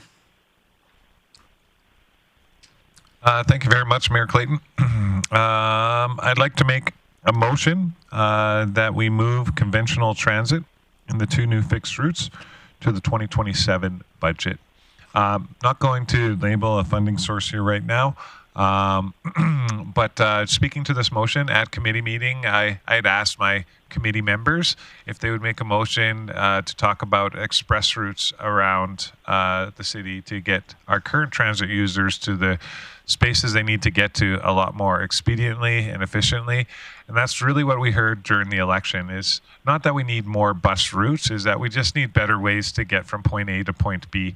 What I see here is being proposed is 2 new buses to do 2 routes, which we could actually use those 2 buses to create alternating routes on the same path, dropping people off at our most I guess, populated areas such as the Prairie Mall, the library, stuff like that. From what Chief Glavin said at that committee meeting is that he hadn't, our design work wasn't completely done for these two routes, and he didn't think that the design could be done for the express route in the time before budget. But I think this gives us an opportunity to just digest it over the course of the year, discuss active transportation and strategic planning, and determine as a group where we want to go and what the best model is moving forward. So I really do want to see the new routes. I have a different idea as to what I think will serve people of Grande Prairie better. But I look forward to future discussions with my council colleagues and hopefully addressing this at next year's budget. All right, so that motion is in order. Comments from the CAO? Just as this deals with operating, I just want to make sure we're agreeing to the same thing, passing this. So as we take the motion, they would be included in the 2027 operating budget, or is the intent to have this brought back for discussion at budget deliberations next year? So just two distinct things. Councillor Thiessen. Sorry. Well, to be quite frank, I hope that we have discussions about it all year, and that this will be operational in the 27 budget. That's why I chose not to pick a funding source, because if the discussions with council say, well, let's just pause on transit, we've made a lot of investments, and maybe our on-demand transit and our late night on-demand is serving people excellently well, that could be a direction that we go. We could go to these two conventional routes, and we could also go to the express routes, but all within the same budget envelope. So I'm going to leave that to administration. I know it's an operational cost in 27, so we can just assume that it's there, I suppose. So your motion is to fund it in 27? Yeah. Okay. Yeah. Okay. All right. Discussion or debate to move the conventional transit item that's at the bottom of page 41 to the 2027 budget funded. Obviously, at that time, there could still be budget deliberations this fall and remove it, but it will go into the budget funded in operations. Recognizing Councillor O'Connor first. Yes. If my memory serves me right, I thought we did a 3-month trial. So my question is to Mr. Glavin, Chief Glavin, just wondering what were the results of that trial that they did on the North Trader Ridge to Southside. Chief Glavin? Thanks, Mayor Clayton. There was no trial. Oh, they didn't? No, there was never a plan to do a trial. No. Oh, I must have been asleep at that meeting. Okay. Probably not. You were probably hoping. Councillor Bressie. Great, thank you. I can't support this, and I do appreciate what Councillor Thiessen's saying about, hey, step back and look at route designs, and I support that. But for me, I really do think it's important when the soccer dome opens that we do have transit connection to it. And I also think that looking at the route, it's going to ease some pressure on our on-demand service as well, which I think is important from what I'm hearing from users. But mostly, I want to service that dome right when it opens. And so for me, if we want to make a motion about, hey, we're going to fund transit enhancements, but direct administration in Q1 to come back about exactly how we're going to do that, and we want to have those conversations about exactly how it's going to get spent throughout 2026, I'd be very open to a motion that enabled that. But for me, I do want there to be funding in 2026 so that when that dome opens, we can have transit service to it. So for that reason, I can't support this motion, although appreciate most of your intent. So your intent is to leave it funded, recognizing that it may not fully utilize that amount because it really might not have traffic to it until September. That's your intent. Yeah, I was going to ask about, hey, do we need to fund it full year, all that? If this so I've got some questions I want to ask if this motion doesn't carry, but. Okay. All right. I'm going to recognize Councillor Berg next. Yeah, thanks, Mayor Clayton. I'm very much in alignment with Councillor Bressie, where I see it's fully funded as of January 1st, but knowing that the dome won't open until September, October, I'm just kind of curious, what if we just funded that for one quarter, what that number might look like, or what it might look like, and activate that transit this year, but say in September or October. Chief Glavin. Thanks, Mayor Clayton. I think it would be useful just to refresh on the dome route. The fixed transit, if this is put into place, would go to 133rd Avenue, where the new apartment buildings are being built, and would not go directly to the dome. We would do on demand to the dome. So we are not expecting large amounts of usage for the dome for transit specifically, just based on other facilities. Councillor Flack. Yeah, thanks, Mayor Clayton. I wasn't here when this was presented, so I'm just curious, what is, in these areas, what is the usage of on-demand right now? Are we at capacity? Is it a lot? Is it not, you know, is it going to make a big difference adding these routes for on-demand? Chief Glavin. Yeah, thanks, Mayor Clayton. I think I'd have to get specifics, but my recollection is there is a decent amount of demand on the on-demand side in Trader right now with the amenities that are currently there on the south side, that it wouldn't be unsuitable to put conventional there. So in essence, just so everybody's on the same, this is adding a new route, which in turn would drop people off near the co-op gas station, near the apartment. If they wanted to get delivered to the door of the new facility, they would call on demand to go from that bus stop to the new facility. Thanks, Mayor Clayton. If so, on demand would take you to the nearest transit hub. So you could get to and from a hub, but you wouldn't, if you got dropped off by conventional in Trader, you'd be walking from 133rd to the dome. Okay, perfect. And just one more follow-up. I guess my question is, with these new routes, how do I say this? Is there going to be an offset in, you know, if we add these routes, then we'll see a reduction in on-demand service. So it's kind of a wash, is kind of what I'm asking. Chief Glavin? Thanks. So it won't be a wash because we'll be creating a new route, and there'll be only probably a couple on-demand spots that will be taken out of service, and then we'll be also adding an on-demand to the dome specifically. So because this link is specifically from Trader to Countryside. Yeah, so essentially, if you were going to another route, you would probably still use on-demand. Yeah, so essentially we're creating two routes in order to use that 80-minute service. Right. So there's going to be a Trader route, and then there's going to be the southern route that's going to service Countryside. So there will be some on-demand that will be taken out, but the net cost right now is the $276. Okay, perfect. Thank you. Councillor Thiessen. Okay, Councillor Bressie. Yeah, I guess question to administration. I mean, what I'm hearing really echoes what Councillor Thiessen's primary concern, which is this the route that actually fits the community? So I really appreciate that he started this conversation. At the same time, I do want there to be operational funding in place. So I want to advocate later this year that, hey, we actually do have some conventional transit to that dome, and I want there to be funding in place for it. So what I'm tempted to do is make a motion that we actually half fund this in 2026. So we do 135,000, whatever half of 276 is, so that we've got ability to have some additional transit in 2026.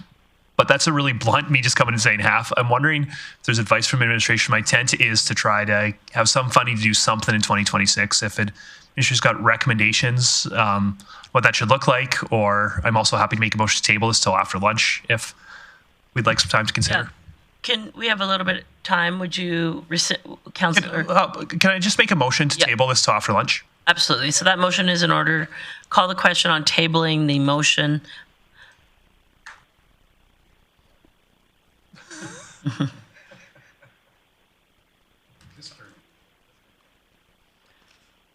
Flack in favor.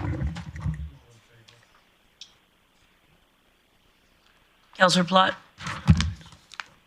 Thanks, Mayor Clayton. I just had a question about the option on page 42. Sorry, I need you to vote on tabling the motion. In favor. Sorry, Thank I thought I did. Shouldn't multitask, apparently. Councillor Plott, go ahead with your next. Sorry, now that we've made that motion, I'm just curious on page 42, the Vandalism Recovery and Prevention Program. Definitely have an appetite for this. I'm just curious what this looks like. For $80,000, does that mean the same business that gets vandalized could apply over and over again? What's the dollar amount? Like, I like the idea of this. I haven't really seen anything on it yet to know what it would look like as a program. One of my chiefs, Chief Lemieux, maybe? Thank you, Madam Chair. I believe the bulk of this was for mostly broken windows, but I know that council had also asked some questions about graffiti removal. I'll have to go back and check to see if the 80,000 covered only broken glass. That's my recollection at this time. And I guess to Councillor Plott's question, has there been any conversation on what the criteria would look like? Yeah, we'll have a quick look at that report again. Yeah, we do have a report that did go to committee, so I just want to refresh our memory Okay, on that one. So perfect. we'll come back Thank you. with some Come back to you, information on that one. Councillor Thank you. Councillor Thiessen, something else? Or was that for still in the queue from your close? Okay. In recognition of time, we are going to break at noon. We're going to come back on that one. Councillor O'Connor. Yes, I'd like to make a motion on top of 41, Project 4 and Project 6. I'd like to have that deferred to 2027. And keep it as unfunded, right? Yes. Okay. So the motion is to refer Project 6 and Project 4 to the 2027 budget deliberation for consideration. Comments, questions, discussion, debate. Seeing none, I'll call the question on that. Oh, my apologies. Unfunded, yep.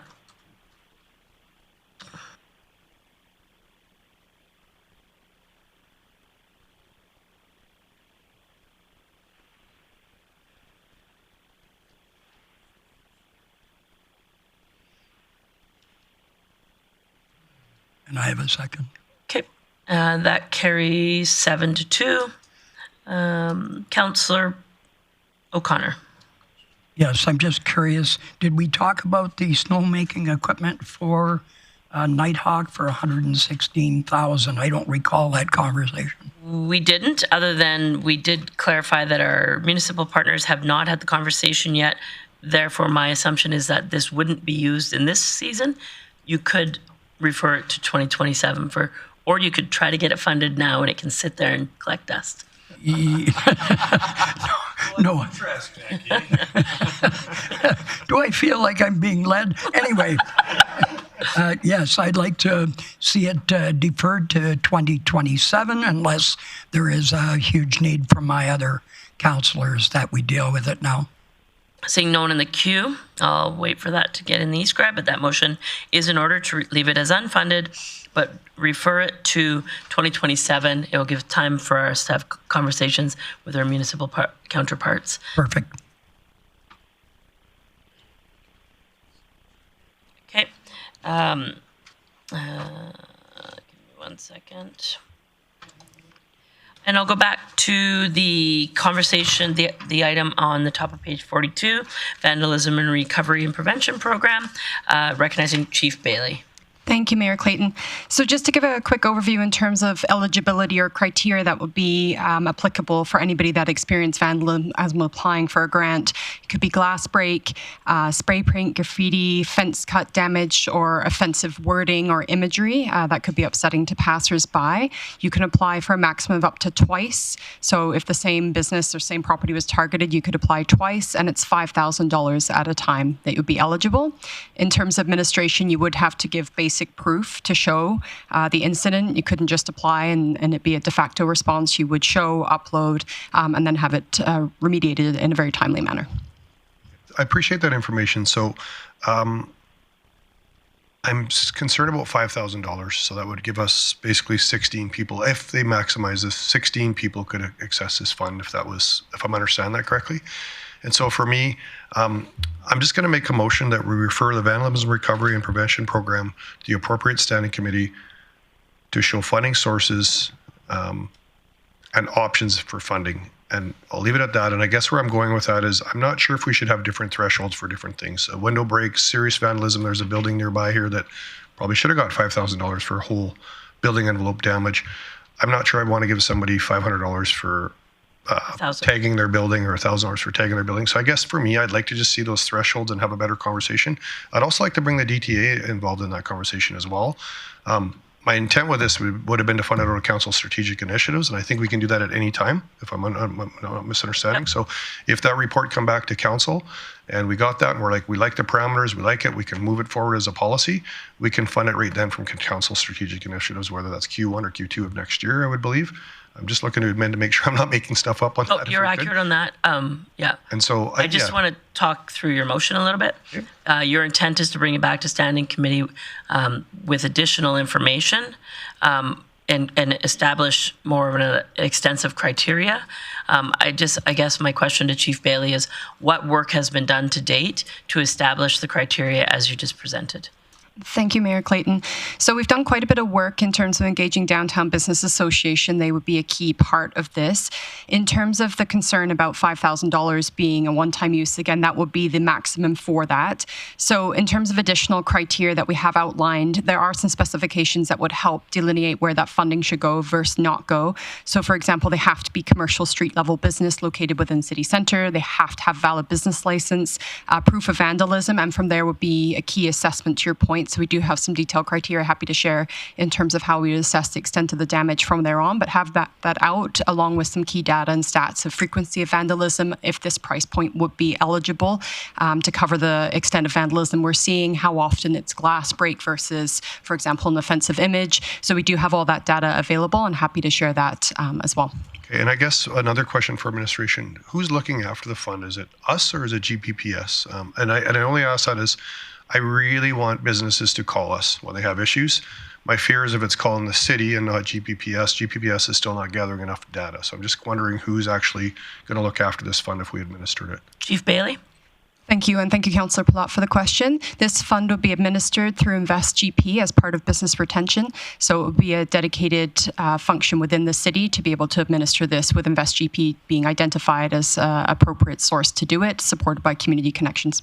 Okay. So to Councillor Plat's comment, is there currently in the criteria that they have to have called a police service, the RCMP or GPPS, to report the incident? It is one of the criteria? Yes, it is, and twofold in that they also have to take preventative measures to preventing it from happening again in the future. So it can't just be the same repeat issue all the time unaddressed by the business owner either. They have to not only report it, but make sure then they're implementing appropriate prevention measures going forward where they can. And I appreciate all that. I guess for me, I'd rather see this be dealt with by GPPS personally. I think this is a opportunity in our community to have GPPS be more involved with things like this and have the community deal directly with them. I appreciate Invest GP could do that. So yeah, I still have some concerns about funding it today. I guess I appreciate there's a policy that's kind of been a white paper that we've kind of looked at, but I don't feel I am comfortable enough to move forward on this today. So your motion is in order, Councillor Platt. I guess my concern is I don't know what future conversations you want to have. So if you want to maybe modify your motion, I think everything you were sort of looking for has been addressed in the previous work. But if there's further information, then let's defer it to. I guess maybe I'm just the one around the horseshoe that doesn't. I just don't remember that white paper coming because I maybe wasn't on that committee. Yeah. That's part of the problem. We can get you that. And so I'm not comfortable funding it today. Okay. I still do think there's a better conversation to be had. I guess I'll ask another question. Is this just for downtown? Is this Richmond industrial? Is this all areas of the community or just downtown? Chief Bailey? Thank you, Mayor Clayton. This would be specifically downtown. So this was intended as a pilot, so to see the effectiveness of it, which was both determined in the price point, eligibility, and scope. And so that's where we'd start to gather that data by implementing this. So it will be downtown only at this time. So, yeah, I'll leave my motion stand as is. Okay. Councillor O'Connor. Yes, thank you. And mine is for Ms. Bailey. I'm just curious, how many reports have we had? Do we know how many incidents? And do we have an average cost? Because I'm not sure 5,016 is enough. So I think just... it's 80,000. No, the incident per incident. Yeah. Per incident. So I'm not sure it's enough. So I'm just wondering if we... I think we need a little bit more information going forward to see if the Downtown Association can pass the information on who has been vandalized and what it costs them to fix it. I think that's a better starting point, at least from my view. Chief Bailey, do you have some context of how much consultation was done with downtown? Yes, thank you, Mayor Clayton. Thank you, Councillor O'Connor, for your question. So we did a 2-year data aggregate to look at the amount of issues that we've had, reported incidents that would be eligible if this was in place. In 2024, we had 98. In 2025, we had 45. And so the grand total is 143 incidents. The price point was set on the back of that data. So the most common are a glass break of all the incidents reported both years in a row. And do we have an average what the glass break was? So the average glass break in terms of cost, so just under $300 would be the average, depending on the size, the scale, the scope, where it was, if it needed a full replacement or could be partially or could still be visually appealing without having to do replacement. But about $300, $300, $500 is a fair range for what we assessed for the 2 years of data. Okay. Now, had this included an anti-break film that you can put on windows? Is that part of what they could qualify for? That I can follow up with you, but it was discussed as part of a future prevention method. So if it was the same window over and over again, that we'd need to take an additional step to do that. Okay, thank you. Okay. Councillor Plott. Thanks, Mayor Clayton. I just wanted to update my motion, and I think part of the reason that I struggle with this is how our committee format is that sometimes you're not at the committee where this comes. So I just like to, instead of saying appropriate standing committee, have it come to CCW. I think this is a full council conversation and not, I'm worried that it would come to a committee that we all can't be in it. And just speak this, I want to see this program go ahead. I just don't know if we know enough. I'm not comfortable with the $5,000 threshold. To me, there should be separate thresholds for different departments. And so I just would like a bigger swath that I'd love to see this go ahead. Just can't say I'd like to see it go ahead today without further information.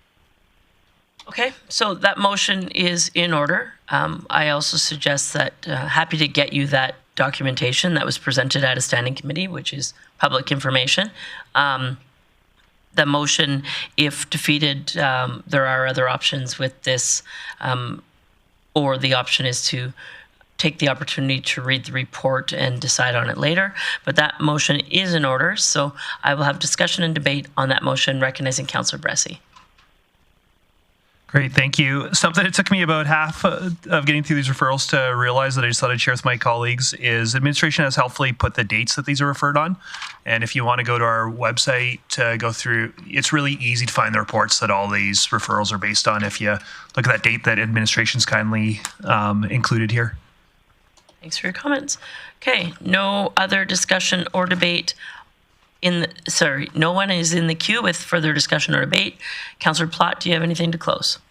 Yeah, thanks, Mayor Clayton. I guess for me, the reason I like to come back is I don't want to sit here and amend this on the fly. I'll go read that report, but then I'm going to say I want to amend it to the $1,000 threshold for this and a $500 threshold for that, and we're going to debate a bunch about that because I do have concerns on the $5,000 threshold. $80,000 is a nice starting point, but I don't know if 16 people getting that is where I want to go. I'd like to see this be a lot bigger swath.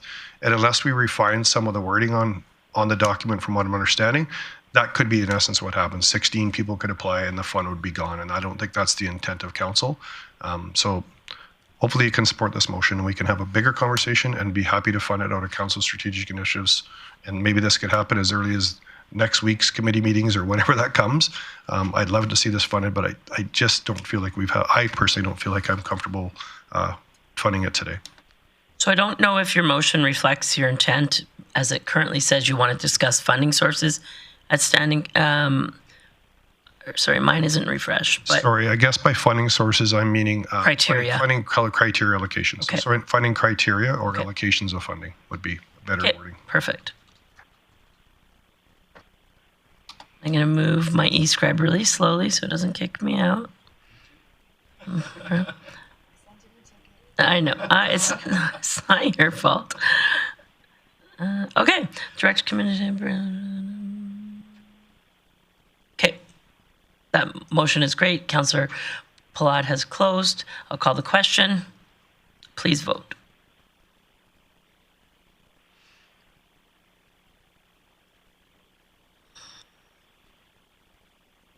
And that's carried 7-2.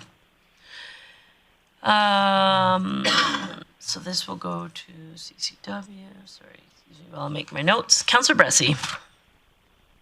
Great, thank you, Mayor Clayton. I really prefer the part of deliberations where we're taking money out of the budget, not adding it in. I want to acknowledge. But that's your segue to add some? Is that? Yeah, it is. Okay. Yeah, that is my segue though, because I do think though that we're talking some important services that really do enhance community and residents need. And I want to, and speaking of really important services, residents value, I want to talk about snow and ice control. First, I'd love to do not the full suite of improvements there, but a few of them. And I'll start by moving that we add an additional residential service team into the operating budget. And just speak to that, residential service, I think, really is working probably about 90% of the time. But I think you often hear about the 10% where a road gets missed, or somebody comes home from work and there's a car that's there, or we don't quite finish on the day that we're supposed to finish. And I really think that $94,000 isn't a huge portion of our snow removal budget, but I think it could significantly improve the part of our snow removal that residents see the most. So I think it's a good investment. So I hope that council will support this. Did you have a funding source in mind, Councillor? It would just be an operating, so just be part of the operating budget. Yep. Perfect. Thank you. So your motion is in order. Happy to have discussion or debate on this. Recognizing Councillor O'Connor. Thank you, Mayor Clayton. And I'm in total support of the additional residential service team being added, mainly because last year, at least in our area, we experienced, as for Route B, we never did get our pass-through on Route Bs. So I'm told by Wade Nellis that this would help alleviate that situation, and they would be able to clear up these bees getting missed, and I think it would prevent a buildup of ice and snow, which is a major cause of the problem. The only thing I would ask, and just be curious of what it would take to add clearing the storm sewers so that water has some place to go, and that should be done throughout the whole year. But I don't know if this is the place.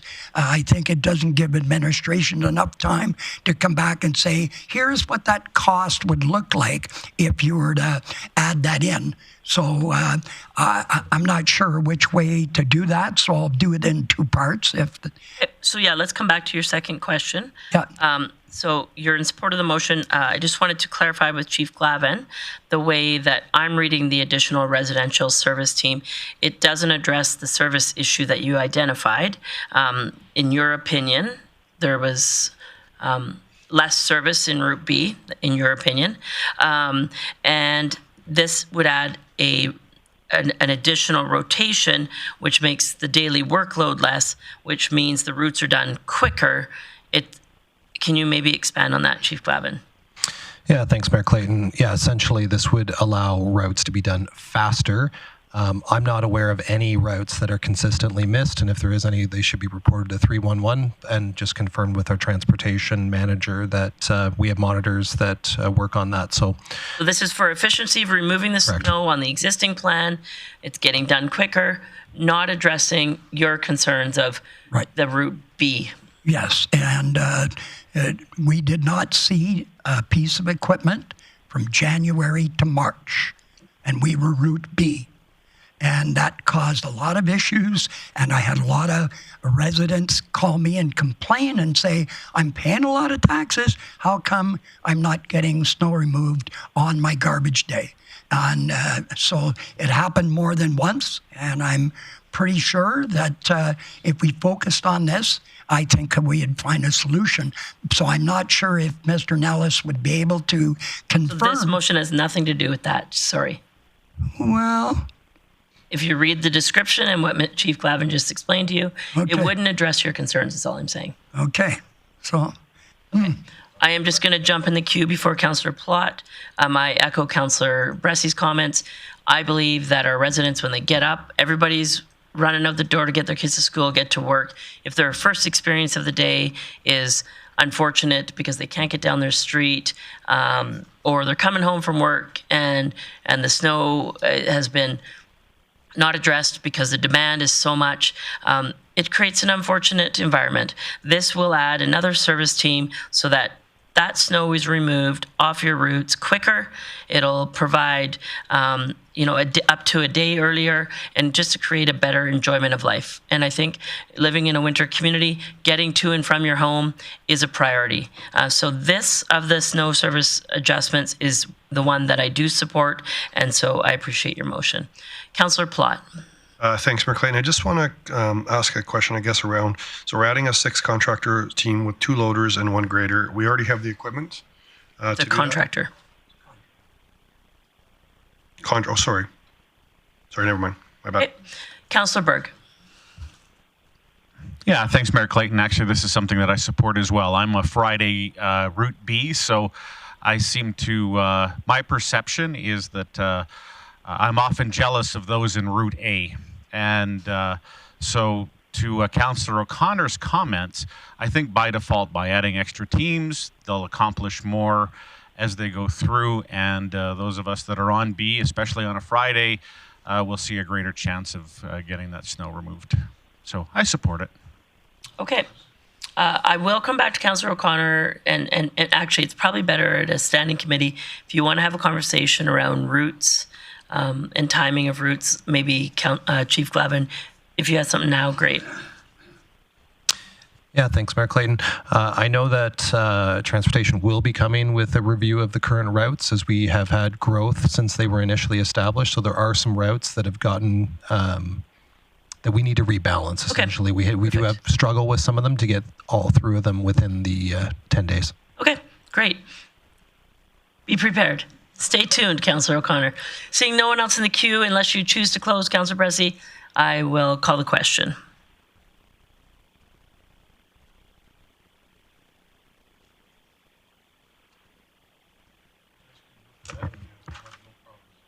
Councillor Thiessen in favor. Councillor Bressy, sorry, that is carried unanimously, and Councillor Bressy. Great, thank you. I also tend to make a motion about enhanced cul-de-sac pile hauling, but a question for Chief Glavin before I do. My understanding is this is based on removing cul-de-sac piles after every residential removal. I don't know if our residents are actually asking for that. What I'm hearing is these piles just get too big. Not that their existence is problematic, but they just get too big. I'd love to only remove them once in the winter so they don't get quite as big, and wondering if that's possible, and if so, what budget amount you would recommend for that. Chief Glavin. Yeah, thanks, Mayor Clayton. So correct in that this would be based on 4. So if we were to, a quarter should be in theory sufficient. So if you went to a quarter, 85,000, somewhere 85,000-ish would probably be sufficient. Now, by doing it once, we'd likely do it after the second rotation, unless there was sufficient volume that it made it unsafe in some of those areas, or we had concerns on drainage. So that will take more effort to get through some of them. The longer they sit, we might have to bring a backhoe to bring it to break it up in order to actually load it. So a quarter may not be sufficient. I don't know if we said $100,000, that's probably in the ballpark, but I'm giving you a very rough estimate at this point. Okay, I think I've... Okay, go ahead. What I would move is that council fund $100,000 for 1 round of enhanced cul-de-sac pile hauling, and direct administration to report on this program during, should I say during Q2 or during snow removal review? I don't know if we'll do a snow removal review by default anyways. Chief Glavin? Thanks, Mayor Clayton. I may have missed part of that question as far as the review. I'm just asking, will there be a natural place where administration's reporting back on snow removal as part of an annual review? Or I'm going to make a motion asking to get more information on this. I'm wondering if I should give you a Q2 timeline or say as part of regular snow removal review. Chief Glavin? I would say likely end of Q2 would be a natural time for us, as we'll be hopefully wrapped up by end of Q2 with anything snow related. Great. So yeah, then with the report back on end of Q2, and just to speak to that, I really do. These piles do get problematic some years where people are having troubles getting out of their driveway. I've heard some garbage truck operators tell me that they have issues some years, not every year. And for me, this is a really blunt funding mechanism of just saying, hey, we're going to give you $100,000 to do it, see how it goes, which I appreciate the first year. I'd love to have some conversations later in the year about, are there triggers we can do where, hey, once it gets to X amount of size, we remove it, so that maybe there's years on light snowfall we don't have to remove them. But that's more of a refined conversation we can have right now. I think for this winter, I'd love to try it once and see how it goes, see how much it actually costs, and then have a conversation about what are the needs further. So yeah, but my intention is to put $100,000 to the budget going forward for this. Okay, so that motion is in order. Opportunity for discussion or debate, recognizing Councillor O'Connor. Look at that, eh? Thank you, Mayor Clayton. My concern is Q2 is too late, as the snow piles in the cul-de-sac turned icebergs. Sorry, just to clarify, it's only the report that's coming in Q2. Sorry, that's this Q2? So go ahead. Yeah. So what my intent is that this happens. I believe Director Glavin said their probable intent is after the second round of snow removal, unless that first residential has a really big dump. So it will happen naturally in the winter season. The Q2 is specifically the report back on it. Let's get through the whole winter. Let's get through melt, see how it went before we unpack if it was successful or not. However, one of the issues, and I discussed this at great length with both Mr. Nellis and with Chief Glavin, is that some areas are problematic, and they are the ones that are causing the flooding in these cul-de-sacs. And I would like to see a little bit more money put into budget to make sure that these ones are handled sooner rather than later, because if you don't handle them sooner, they become icebergs and you can't break them apart. So I'm really thinking that that's a little late to get a report to say, hey, did this work or not? So I'd prefer to see the ones that are problematic, and I could ask that of administration, how many areas in town are problematic? And I know you can't pull that off the top of your head, but I know there are quite a few that are, if they were done throughout the year, it'd cause less problems. Yeah, and I guess I'd just say the motion is to fund one round of removal on these, so the report's coming after that one round regardless. Yeah. Okay. Thanks for your comments. Councillor Plott. Okay. Thanks, Mayor Clayton.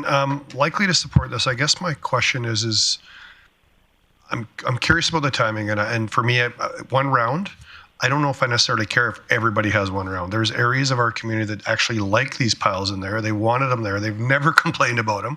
And so now we're having an enhancement. So I guess my question more for administration is, would you look at this $100,000 enhancement of figure out the best use of it as far as when you do it? I'm worried we trigger it to a second round. I'm worried we trigger it to a third round. There's, like I say, there's areas maybe you want to do it 3 times. There was areas of cul-de-sacs last year that we all got pictures of that we went to that were terrible. Those areas, maybe they want to do it more often, but there's other areas that maybe you don't need to do it all. So I like these things, but my fear with this is that, we're putting a trigger in that we actually are just on the fly trying to do. Do think we need to do something. So I appreciate the $100,000 limit, because I do think that's probably an appropriate amount. I just want to know how administration will look at that. Is it a blanket approach that everybody after 2 rounds of snow removal, and quite honestly, I think it should be 3 rounds of snow removal personally, but again, we're going to get debate in semantics. Is this going to be consistent throughout the community, or will administration use discretion on the best use of this $100,000. So Chief Glavin, it is leaving a lot up to discretion. So maybe if you can elaborate on what the intent would be, or the interpretation as it is, Sure. if Yeah. used. Yeah, thanks, Mayor Clayton. So in the way that it was referred to budget, it would be a blunt instrument. It would be the entire city, unless we were directed. We could prioritize if that was the direction and only go to areas that were needed. Becomes subjective because you're going to have some people who just don't want them there that are going to lobby heavily to have those removed as well. But we do know the areas that typically have issues with water in a melt. And we can certainly use our discretion, or we could bring something back and say, these are the areas we will target as priority one.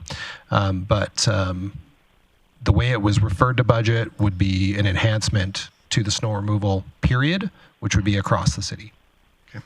And just, I guess, happy to support that part of it. Just with Councillor Bress, if we're going to make a motion, I guess I'd even like to see back, like, did the residential service team have an impact, right? And so I guess if that's going to be part of that, that motion we just made earlier, does it have an impact or not? So I guess that's the, a Q2 report on our snow and ice control, which I think admin usually does a good job of coming back. So I guess we'd just be looking to see what the impact of that investment was for next year as well. But happy to support this 100,000. Councillor Thiessen. Thank you very much, Mayor Clayton. This is a question for Chief Glavin. So in the enhanced cul-de-sac pile hauling, it states that it would involve hiring a dedicated crew of 3 trucks to begin pile removal. So those are contractors? Just want to clarify for my own self, or are we hiring in-house? Chief Glavin. Contractors. Contractors? Okay, thank you. Okay, so the motion is in your queue, or in your e-scribe rather, amend the operating budget to reflect the amount of $100,000 to add an additional rotation of cul-de-sac pile hauling and direct administration to bring back an update on this by the end of Q2. Councillor O'Connor.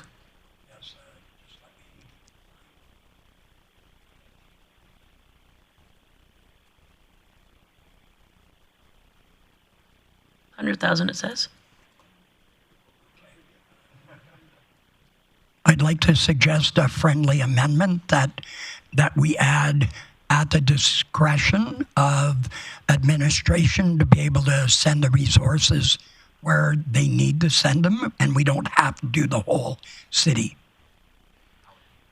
Chief Glavin, are you comfortable with that interpretation? It leaves a lot up to your team in subjectivity. Yeah, thanks, Mayor Clayton. So on that, whether or not we have $100,000 in priority piles or not would become a question.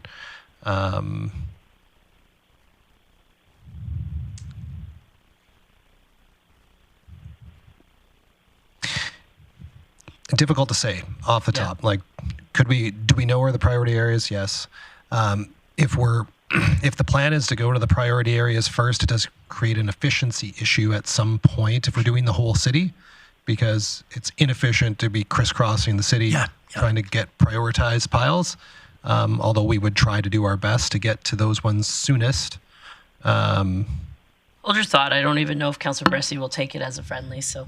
No, I definitely won't, and I appreciate the intent, Councillor O'Connor, and that's why I want this report coming back to quarter two. I really do want to have some refined discussion about what are the places we prioritize, what's the trigger for this. But the issue is, I think that we need to have some pretty objective criteria around that. My concern is absence of objective criteria. Often priority becomes residents most willing to call 311 or residents who happen to know a counselor. And that's not, and I want to have standardized service, which means standardized objective ways that we're defining priority. So I want to get there. I really like where you're pushing, Councillor O'Connor, just don't think we can get there today. And so for me, I do think it's start with removing everyone. And then when we see how that goes, when we have time to unpack it, then we can start talking about, hey, do we need to remove all of them or do we need to prioritize others? Okay, so not a friendly. If you'd like to make a formal amendment, you can do that. I had almost. But I also hear from operationally, it's pretty hard to put that subjectivity on I understand that, but I think I'd prefer to table this to after lunch so that still got a bit of time, just so you know. But what time are we breaking? 12:15. Oh, well, yeah. So I think I'm. Unless you got an amendment, I'm going to move on. Not at this point. Can I bring it back later? Well, it depends what your intent is. I just have a question for you and your intent. Your intent is operational services. Would you consider, as this is a pilot project in essence, that it could be funded by Council's strategic initiatives? And so I know you wanted operational. I just wondered if you gave any other consideration to the funding source. Yeah, no, I didn't. And the reason is that for me, I'm pretty convinced that we need this funding on a go-forward basis. So I'm not intending the operating funding to be on a pilot basis. I want to figure out going forward how best to use that money, but it's not a question of do we want the money going forward. Okay. Seeing no one else in the queue, I'll call the question.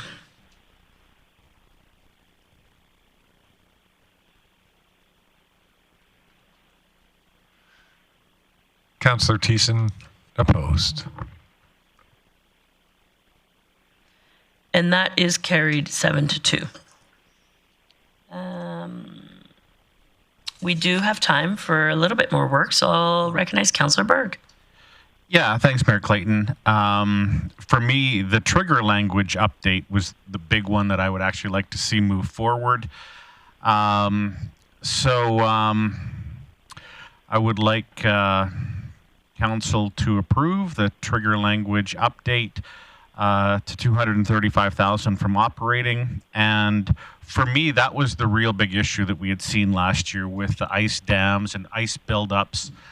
And not only that, did it caused havoc on our roads, but it also caused, I think, the worst pothole damage that I've seen in my entire time in Grande Prairie. Just with that freeze thaw, we didn't get it out in time and saw a lot of damage to our road network. So out of the three, the trigger language update was the biggest one for me.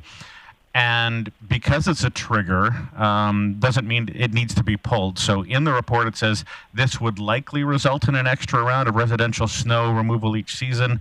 For me, I actually wrote this could likely, because we don't get that freeze thaw every year. We get it a lot, but not every year. So I know that we still have to budget for it. But I think this is an important one that I heard a lot about during the election cycle. Councillor Palat. Thanks, Mayor Clayton. A question for admin. I feel like last year a big problem that we had was we changed the trigger, and we changed the trigger after a while later on. The 7 years before that for me on council, I never had these kind of comments come up. So I'm just curious if administration, was last year an outlier, or has this been an issue for 7 or 8 years? Because we've been doing 4 rounds for quite a while now. I think Chief Glavin. Yeah, thanks, Mayor Clayton. So last year, the one that ended up being triggered by council was one that didn't meet the 13 centimeter trigger, but would have met the 10 centimeter trigger that would have triggered a removal.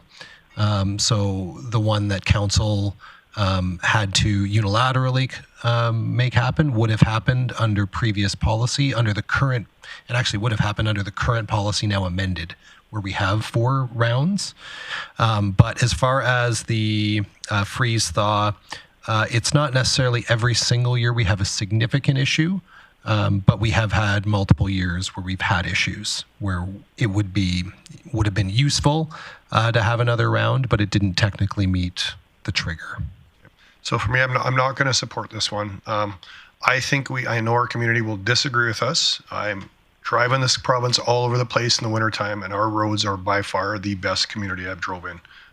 Sorry, they just are. I wish more people would get out of our community to go see it.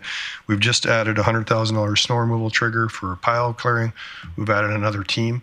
I think this is a nice to have. It's not necessarily a need. And my biggest fear with this as a council, if we approve this today, we know how hard it is to unfund things. Once you put something in and people expect it as a service, it's very, very, very hard to pull it back out. And so I'd really caution council on spending another $235,000 on snow removal. We've just added almost $200,000 more above and beyond from last year's budget. We've changed the trigger back to what should have probably been. I'm happy we tried it. I really worry that we add this, and you know what? The same 150 people that are going to complain about snow removal are probably still going to complain about snow removal. So I just caution us on spending more money unless we're really confident it's going to eliminate all those calls, and I'm personally just not. So won't be supporting it. I just want to clarify with Chief Glavin, the policy currently has gone back to the 10 centimeter trigger, correct? That's correct. And so this would give an opportunity if a snowfall didn't trigger at 10 centimeters, it would give the opportunity to remove snow that hadn't accumulated to 10 centimeters, correct? That is correct. Okay. Now, So it would this also... is above and beyond the 10 centimeter trigger. Yes, effectively, this would be a fifth round that would be discretionary. Okay, thanks. Recognizing Councillor Thiessen. Yeah, so when I was looking at all these three, originally I thought to myself, this trigger language Triggers you? update is a bit nebulous of a term, but I appreciate the experience and the knowledge of our staff.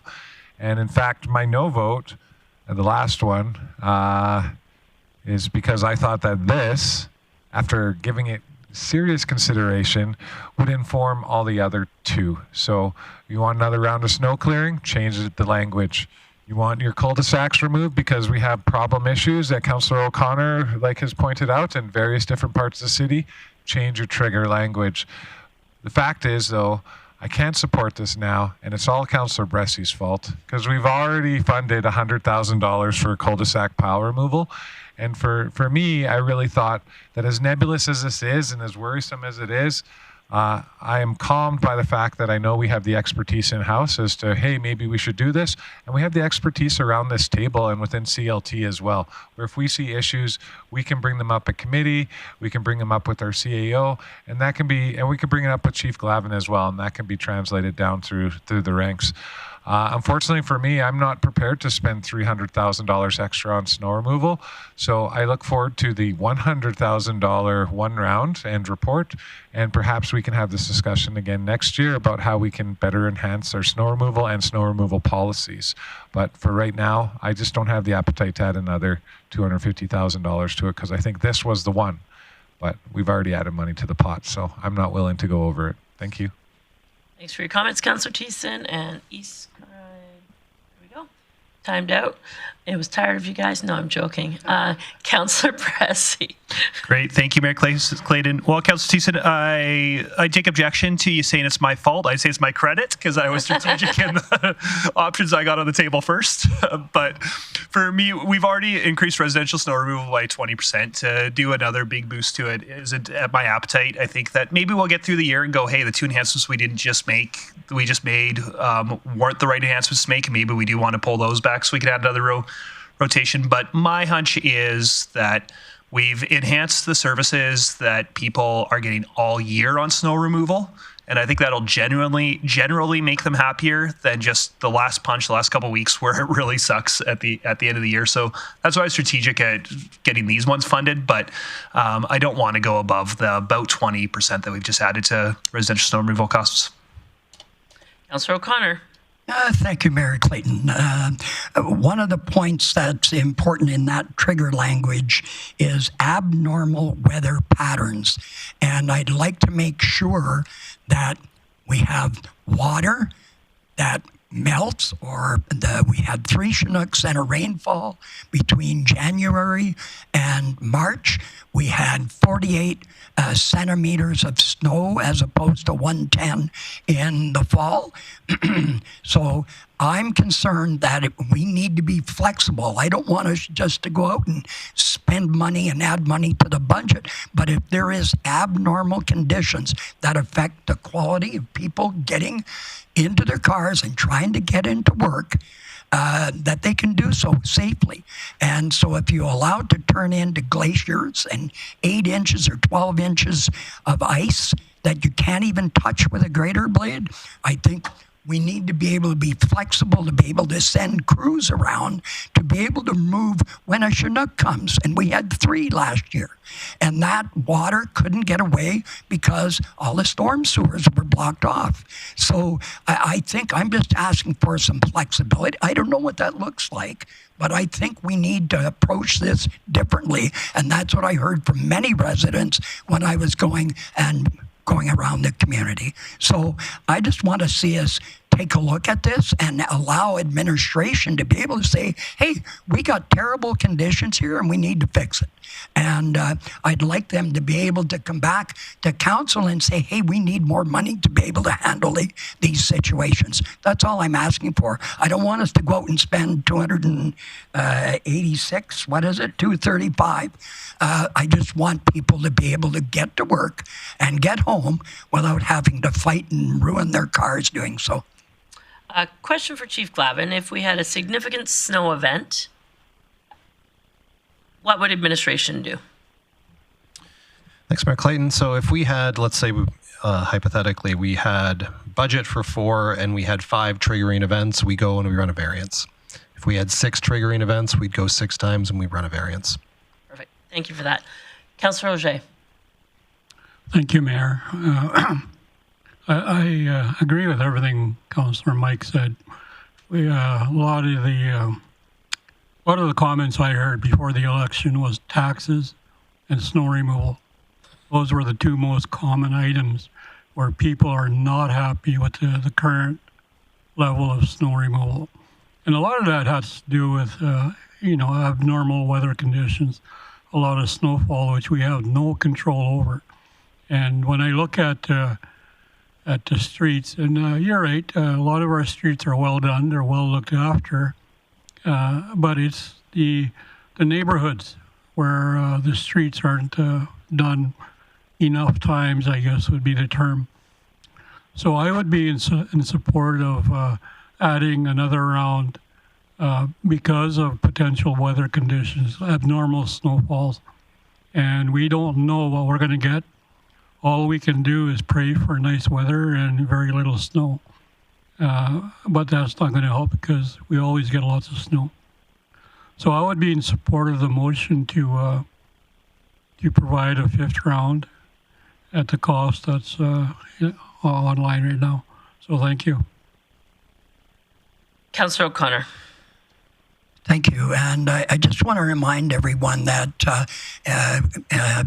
Miss Bailey's, Chief Bailey's outreach, there were 3 different surveys done at different locations around the city, and snow removal was either 1st, 2nd, or 3rd on 3 different reports.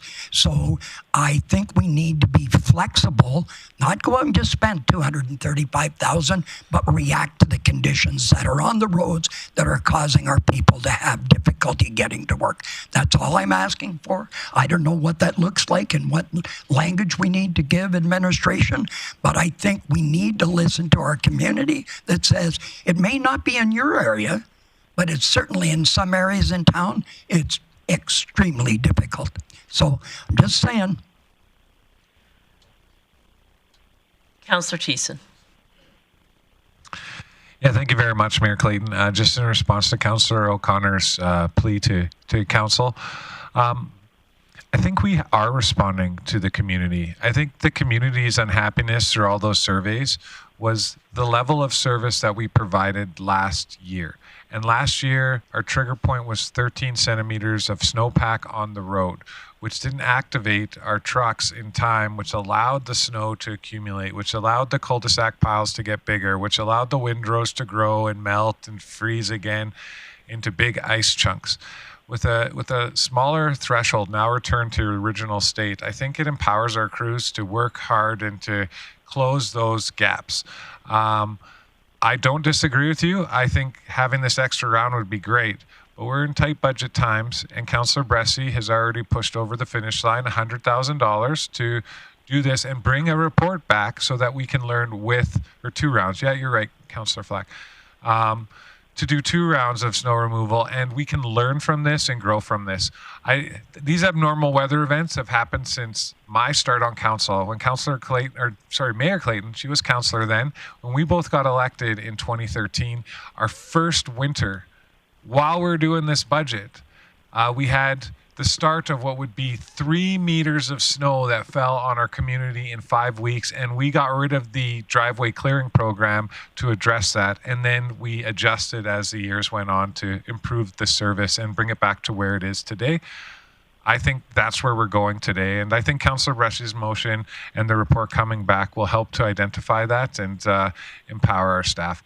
I think if we have another 3 meters of snow, what happened back then is within 3 days, administration came to council and said, what would you like to do? We need to do something here because we got ambulances getting stuck, fire trucks are towing them out, and all this other stuff. So for me, I don't have the appetite to add to the budget. I understand 100% where you're coming from, but I look forward to hearing from the expertise and experience of our administration and crews this winter season coming forward in early 2026. Thank you. Thanks for your comments. The only other thing I would add is that with the previous motions enhancing the experience within people's residential areas, I think we're set up for an even better, extremely well-run snow removal service. So, Councillor Berg to close. Oh, sorry. Something new to add? Okay. One of the things about the trigger was if you make it, even if it was 10, in January, we had 18 centimeters of snow, which came over a period of 2 to 3 weeks. And that's what started to cause everything to build up. And it wouldn't matter that you had a 10 centimeter trigger. You wouldn't have been able to have another round because it wasn't enough snow. We had 11 centimeters in February, and we had the balance of the 48 centimeters. I think it was 18.9 in March. So I'm just saying, just be flexible about not letting the snow build up, and leave it to the discretion of Wade Nellis's team, who are very good at what they do, be able to decide, do we need to get in there and remove the snow before it becomes a glacier? That's all I'm saying. Thank you. Councillor Berg to close. Yeah, actually, just was going to say something very similar. The issue that I have around this is all of what we have addresses snow, and the idea is to get rid of the snow before it turns to ice. But we don't have an ice control program from what I understand. And to me, that this gives our guys, oh, you have an eyebrow move there. Sorry. But yeah, I got the stink eye. So I guess what I just want to ensure is that when we do get an ice situation that we had last year, that they don't have to come back to council, that it's activated and it's dealt with in an efficient timeline, because ice last year was the major issue for me. And from there, then it caused damming and road damage that I know cost a significant amount of money. So again, the document says would, but I'm looking at could. And I just think we need to be prepared for ice and not just snow. Thanks for your close, Councillor Berg. Call a question.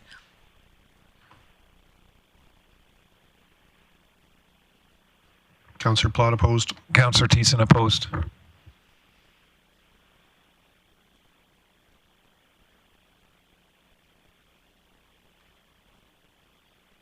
And that is defeated, 3-6. So, we will continue after lunch. We have a few more potential budget referrals. I know also there's some information coming back regarding one item, transit. I know one of my colleagues may have a capital item, but we're keeping good time, so we will be back at 1:30, so in an hour and 5 minutes.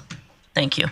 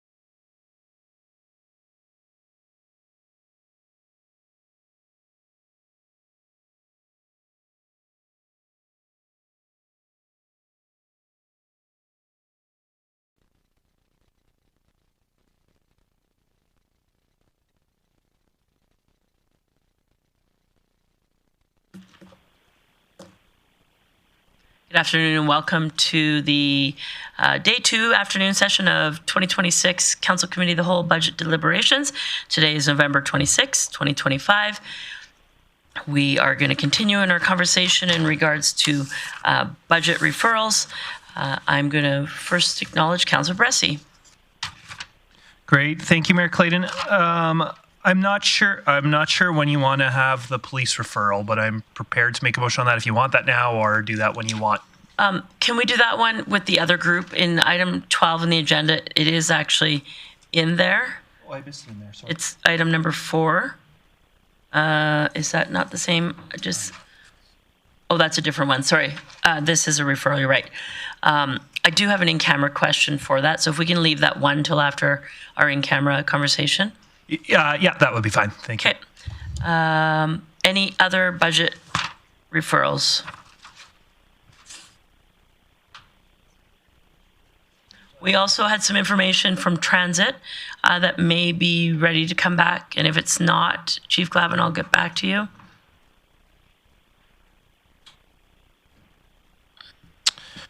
Thank you, Mayor Clayton. I believe you're looking for costs in order to run it for part of the year. So right now, we would be looking at syncing it up with the construction of the multi-sport dome. So in theory, August for completion there. And then with service in September, which would be 4 months at about $92,000. Okay. And I don't recall it was Councillor Thiessen. Does that satisfy what you were looking for? Okay. So you have what you need? Yeah, so I did make the motion to table, and that's the information I was looking for. I know it's Councillor Thiessen's motion. Where I'm hoping we get to, though, is that we fund $92,000 in 2026, then the full last 2027, but also say, hey, we want to report, and we want to talk about this in early 2026 so that we can make sure that funding is going to routes that work for us is what I'm hoping. But it's your motion, not mine. Councillor Thiessen? Thank you very much. Just a reminder to everyone watching at home and surrounded in the room is that the motion was to defer the funding until the 2027 budget while we finalize routes, plans, and all that other stuff. So I'm going to stick with the motion. I know Councillor Bressie wants a different motion, but for me, this really goes around efficiency of our transit system. And the reality is after hearing what Chief Glavin said, that someone's still going to have to get on an on-demand transit in order to get the 6 blocks or 7 blocks to the new multi-sport dome, doesn't really cry efficiency for me. Now, I know where Councillor Bressie's coming from because I would love to see a transit pull up to there eventually, but we're just not there. So this is a domino that I'm afraid to push over because one domino leads to another domino falling. And some of those things are like expanding the road system so that, a transit stop can be implemented in a bus eventually. It may even trigger us expanding 132nd Ave before we're ready to do that.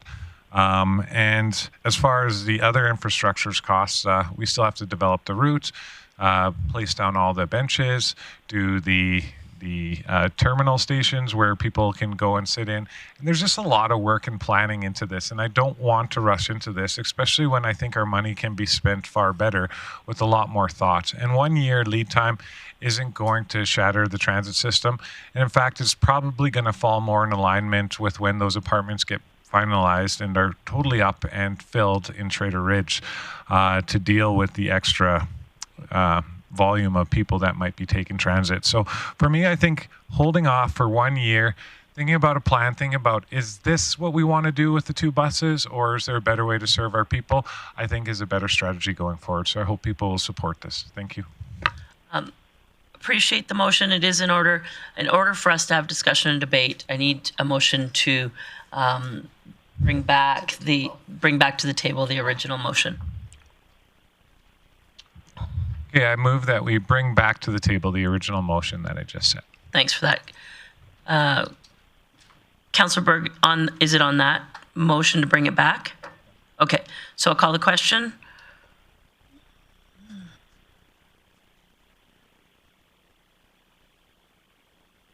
That is carried 8-1. Councillor Bressie. Great. Thank you, Mayor Clayton. I was going to make a motion to amend, but I think hearing that, I think my motion to amend would go against the intent of the motion, so I don't think it would actually be appropriate for me to do that. So I'm going to encourage my colleagues to vote no to this motion so that we can pass a different motion that would allow funding to start in Q4 of 2026 after we've had more conversation throughout the early 2026 about exactly how we want that transit serve. Let's have funding so we can start it in September. For me, I really do think it's important for that dome to have transit service on day one, not just on-demand transit, but real transit service. I know I've got a big hope for that dome that we'll have to talk about programming, but I've sure got a big hope for that dome that we can have after-school programs where kids can go and kick a ball, or if there's an athletic club that wants to do optional conditioner training for kids, they could do those. There could be those after-school programs happening in those. And I think those after-school programs are really challenging for a lot of families if there's no transit service. I know my family is one of them where it would, hey, take the bus there and I'll pick you up when I'm done work. But you're just not doing that if there isn't a bus. And I know that there's a lot of families that be in the same boat. And so I really do think it's important that we have conventional transit going up there on day one.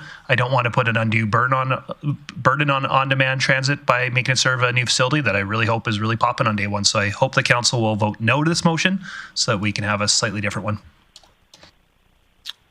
Councillor Berg. Yeah, thanks, Mayor Clayton. As I said before lunch, I'm on side with Councillor Bressie. I want transit service there on day one. People will be excited to see it. They'll want to experience it, and I don't want to put that barrier in the way. So I'm looking forward to a potential follow-up motion. Councillor O'Connor.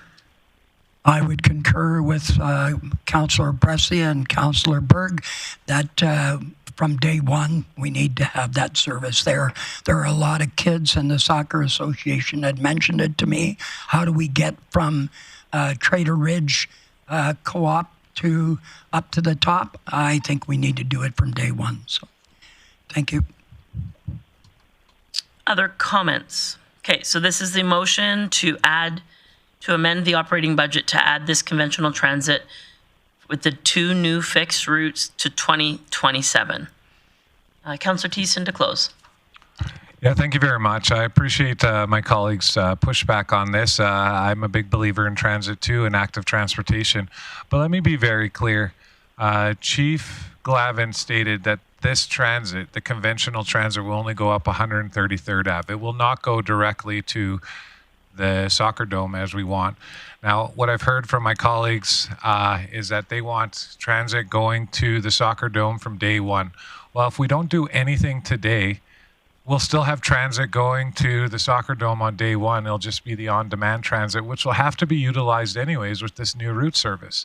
So I think it's kind of asking for one thing and not knowing what's coming next. So for me, I think planning is probably the best course of action for us to do. Take a pause, and then we can discuss this over the year. And when we come back to strategic planning and the next year's budget, maybe we have a fully flushed out, well thought out plan that's going to address what everybody around the table here thinks is best for all the members of our community. So I hope that you'll support this motion. I don't think we're stopping anything. Thank you. All right. Call the question on Councillor Thiessen's motion to amend the operating budget to add the conventional transit referral of 2 new routes to 2027.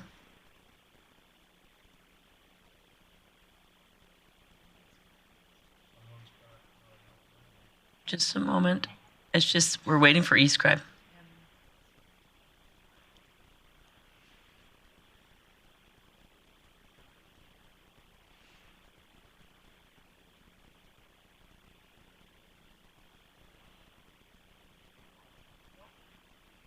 I'm thinking, so just give me a minute.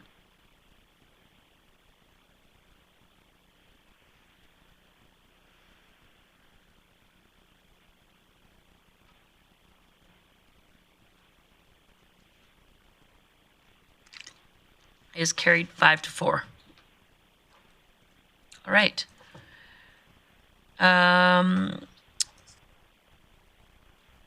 Other budget referrals.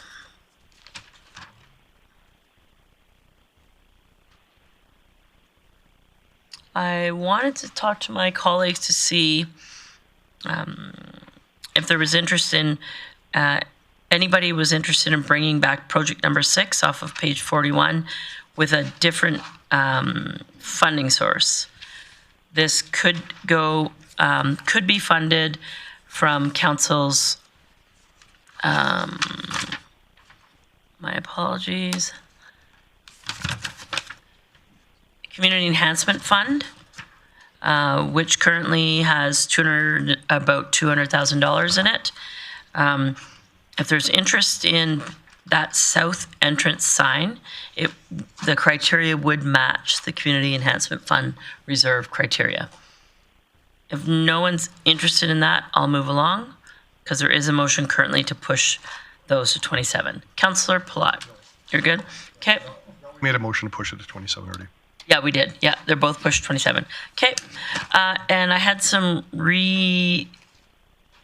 thinking on my original comments. Councillor Bressie, I'm fine with you bringing the referral of the policing services forward now. Sure. So yeah, I would. I do have a question for Chief Whiteway, if I may, before. I do as well, so go for it. Yeah. So Chief Whiteway, I'm curious if you've done any analysis on how. Obviously, we've got some one-time costs for GPPS policing, but we are seeing this budget settling into where it is the full operational policing. How is that comparing to what your best estimation of what we would have been paying for status quo RCMP service had we not done a transition? Yeah, thank you. Through the mayor. I did perform this analysis looking back over a number of years on budgets for our CMP, historical budgets for the city. And what I did is I made some assumptions based on those trends and forecasted out based on sort of what we know in terms of where the RCMP has gone with wage increases and other costs. Forecasted those out, and the projections did show that GPPS would actually be by 2029 slightly less than what was budgeted, would have been otherwise budgeted for RCMP. Are you able to give the numbers on that, or? Well, I could. I didn't do it based on total by the dollar here. So just one sec. So when I went through the RCMP contract budgets from 2019 to 2023, I used the previous trend. So that previous trend was 4.4 million or 4.4% a year. That's typically what the RCMP would increase by. So what I did was then forecasted that same assumption. And I apologize, but you'd be just over 25 million, almost 26 million by 29 on the RCMP side of things, and slightly closer to 25. So very close in terms of projection, but it did see RCMP slightly higher. Excellent. And did you normalize for the pay increase RCMP got, or how did you treat that when you were calculating that 4.5%? Thank you, through the mayor. So you're exactly right. So the budget did have adjustments in certain years that were significantly higher than others, and this was to catch up salary increases and provide union settlements. So those 2 years did see 16% and 13% consecutively. I backed those out to ensure that it was a normalized trend. Excellent, thank you. I have the information where I'm comfortable making a motion to get it on the table if you'd like, or would you like me to have? I just have one other question.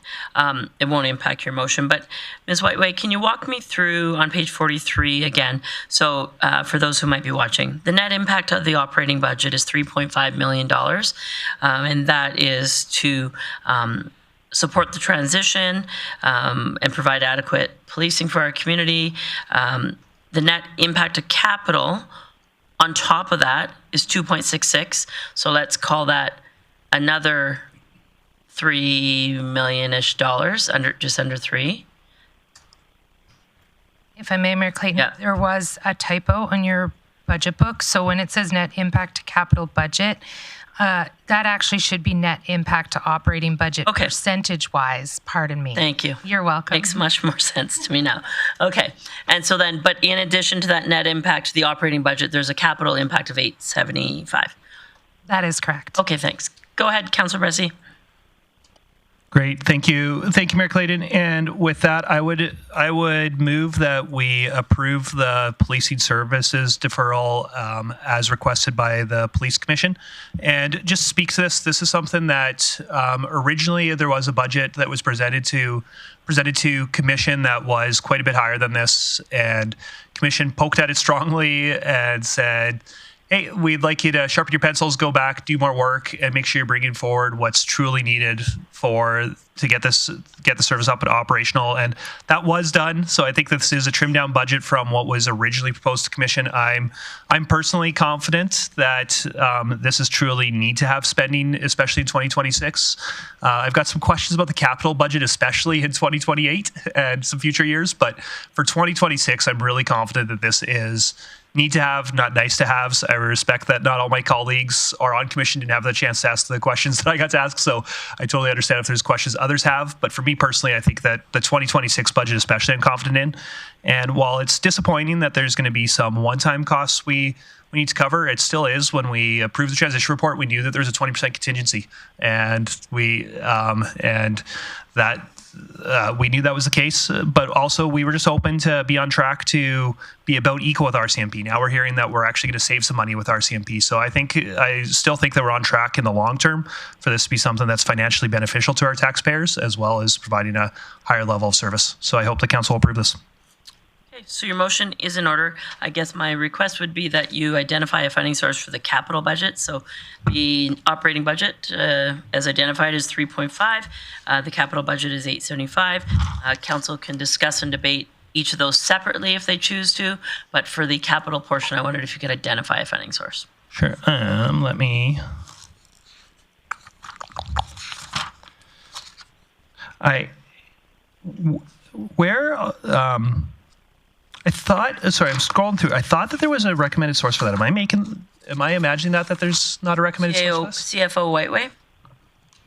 Thank you. I believe that the Commission had proposed it at capital tax, but it really is Council's decision. We've not assigned an actual funding source in budget. Maybe if it's all right with you, Mayor Clayton, if I could withdraw or split my motion and just make one for operating for now and give me a minute to think while we're talking about that. Okay. Yeah.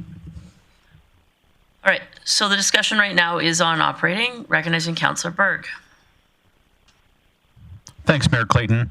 I guess I'm just looking for some clarity on this. Rather, would it be fair to assume that some of these costs, or the majority of these costs, are because we've accelerated the police transition from 5 years to 3? So we would have inevitably seen these costs just over 27 and 28.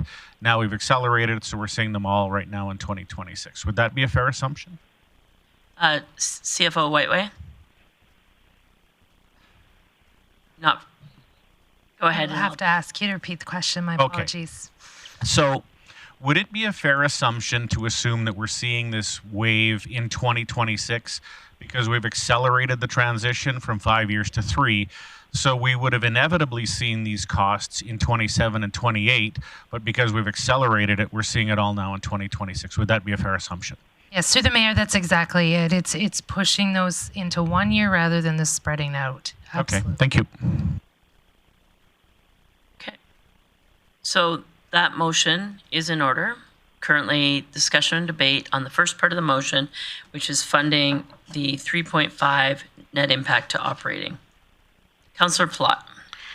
Thanks, Mayor Clayton. I'm just, at this point, if this were to pass, would I be able to make a subsequent motion to look at some of that being funded from a different one, or would I have to break this out now if I want? They're already broken out. Yeah, so capital is already broken out. Sorry, on the motion about the operating. Yeah. If I wanted to try to fund some of it from reserves or from I would suggest that you amend it right now. Okay, so I'm going to amend this that the 3.585, 2.585, 593 comes from operating, and 1 million comes from council strategic initiatives. And to speak to that, I know that takes a big chunk out of our council strategic initiatives. This was one of the biggest priorities we had last term, and I think should be our biggest priority going through this term. And I don't really want us to have a bigger tax impact to our people. I appreciate we're accelerating the process on it. I think that's great. But I don't know if that's the community's fault. And so I think they're indirectly, we're going to be taxing a little bit more to do this. We have this in our fund. I know it's a big part of our fund, but it's probably the most important thing we could do for our community is getting this policing budget through the line. And I think this is the fairest way to get it through and to support our community at the same time. Okay, so the amendment is in order. No one's in the queue, so I'll speak. I think I absolutely support that. Being on pace at a quicker rate is advantageous to the community, but it's something that council has been behind. Getting to police jurisdiction sooner is something that council has supported. And I believe that this has been our single one strategic initiative for the last 5 years. And if it's not this, I can't think of another thing that is more of a priority for this council and previous council. So I will support your amendment. Councillor Thiessen. Yeah, thank you, Mayor Clayton. Well, I want to support this all as is. I don't know if I agree with the drawing down of reserves or funds from other areas. I know this is a desire of council and of our GPPS. I guess my question is if we wanted to draw from a reserve, couldn't we draw from like the future expenditures reserve? CFO Whiteway. Thank you. Yes, absolutely. That would be an appropriate reserve as well. And I think that reserve is probably a bit more tailored to a transition such as this. Like, we are literally taking the future and we're pushing it up 2 years to today. So these are expenditures that we would take operationally 2 years from now or over the course of 2 years versus right now. And not saying that this isn't a great strategic use of funds for strategic funds, but the reality is we don't know what's coming next. And if we blow the kitty here right now, my concern is that we won't be able to stock up. And when we see that next big, shiny strategic initiative that's going to set Grande Prairie on a course to the stars, I want to be able to say, hey, we've got the money for that, and that we don't have to raise the taxes for it either. So for me, I can't support it as this. I don't know if it's a friendly amendment because we're drawing from a reserve that needs to be replenished versus drawing from a fund that we just have. So I just won't support it here now. Not accurate. No? No. Oh, so it would be a friendly? No. No, if you commented that it would just be automatically replenished. Yeah. The future expenditure reserve isn't just... Well, we plan to replenish our reserves. Just like we plan to replenish strategic initiatives. Yeah. So anyways, I can't do it on this strategic initiative, so thank you. Councillor Palat. Thanks, Mayor. Is there anybody else, or is this for close? Or This is for you to close. Okay. I'm actually not unopposed to that, Councillor Thiessen. I guess my gut feeling leaving here at lunch was everybody's scared to touch reserves, which I'm totally not. I think we're going to be building on them. I think we have a very healthy level. I'm not as worried about reserves as a lot of my colleagues. I'd be totally happy with that. I think taking it out of council, though, leaves us more latitude. And yes, we could, I guess, indirectly put money from financial reserves back into council reserves, strategic initiatives we really wanted. I just like the messaging this to the community that we're saying this is the priority of us. It's coming out of our money, not reserves or anybody else. If it doesn't pass, I would probably be happy to do another motion, or if you wanted to do one to come out of financial stabilization reserve, also would support that. I just don't think the community should have to pay for all of this year. All right, Councillor Palat's close.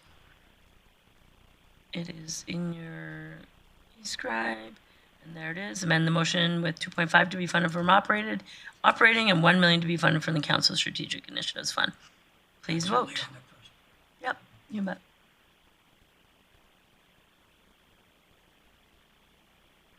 And that carries 8-1.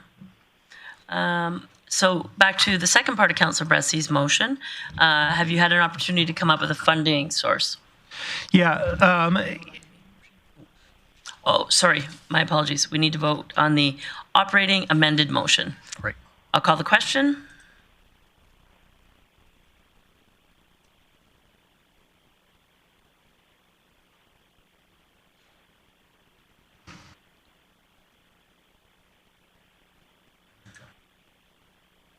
That carries unanimously. Councillor Bressy. Great. So this I do before I make the capital motion. New process that we haven't navigated. It is with my council hat on. I've got some concerns about future years' capital budget. I'm supportive of 2026, but in particular, there's one purchase in 2028 that I need more information on. And I'm curious if we approve the capital budget as is right now, is that truly that we're approving future years, or what would be the expectations of GPPS, and what would be the review process of 2027, 2028 if I just approve this referral as is? CFO Weiwei. Thank you, Mayor Clayton. Administration's intention was to treat as we would any other budget, so it should be revised and looked at annually. So I would anticipate there could be changes. So in that case, I'm happy to move that we accept the GPPS capital tax referrals. I have a hunch there's going to be a motion to amend this coming right away, but out of capital tax. And to speak to that, I think again this is stuff that is new stuff for the community that we do need. And so that is what capital tax is for, in my opinion. And also for me, honestly, it's a little bit about tax strategy. I'm really hoping that I know that we've got a challenging few years ahead of us, and I'd rather have a larger increase this year and then truly be able to get to just inflation only for future years. But I also understand why some people would want a little bit above inflation every year instead. I think it's just different outlook. So it's not wrong, but for me, I really am trying to smooth out the potential increases we need next year. And so I want to be getting more out of capital tax, less out of reserves. So that's why I'm funding this out of capital tax, although I have a hunch there's a motion to amend coming. All right, so your motion is in order, recognizing Councillor Plott. Thanks, Con. I think that's why Mayor Clayton sat us across from each other probably here. I guess I just want a question for administration. So this $875,000 isn't anywhere in the budget when we're talking, we forecasted the two. So this would be on top of the two numbers. And so I am going to ask for an amendment that we take it out of future reserve, expenditures reserve. Councillor Bressie knows me too well, but I do think because this is a one-time thing, we've touched other reserves, our reserve mostly, and I'm confident we're replenishing that next year. So I don't think, I feel like a year from now, we'd still have higher reserves than we have today if we were to still take this out of future expenditures reserve. Okay, so that amendment is in order. Opportunity for discussion or debate on the amendment. Seeing no one, I'll call the question.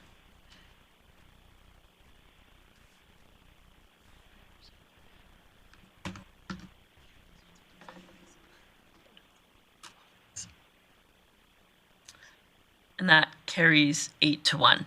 So now discussion and debate on the motion as amended.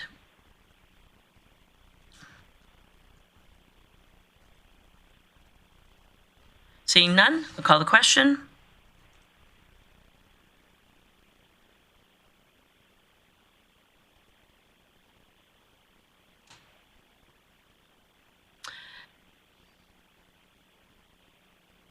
And that carries you 7-2. All right. Now, I wanted to go back. Sorry, I had a question in capital for Chief Glavin. On page 48, road rehabilitation program, there's also minor resurfacing, etc. I'm curious if we've changed our operational approach at all based on the budget engagement results. In the budget engagement results, we saw the number one feedback was a desire from the community to have more focus on crack sealing, whatever the specific phrase was. It was the number one item that came out of the budget engagement. And so I'm wondering if there's any of these initiatives that are currently in your capital plan, if there's at all a pivot in our focus on crack sealing or any initiatives that will address that desire as indicated by the community. Yeah, thanks, Mayor Clayton. I believe right now, last year, we doubled the amount spent from $100,000 to $200,000. Okay. And then we also internally have our own crack filling that we do with our own staff. So we have $200,000 that we use for contractors, and then we do our own as well on top of that. So organically, it will increase as over previous years?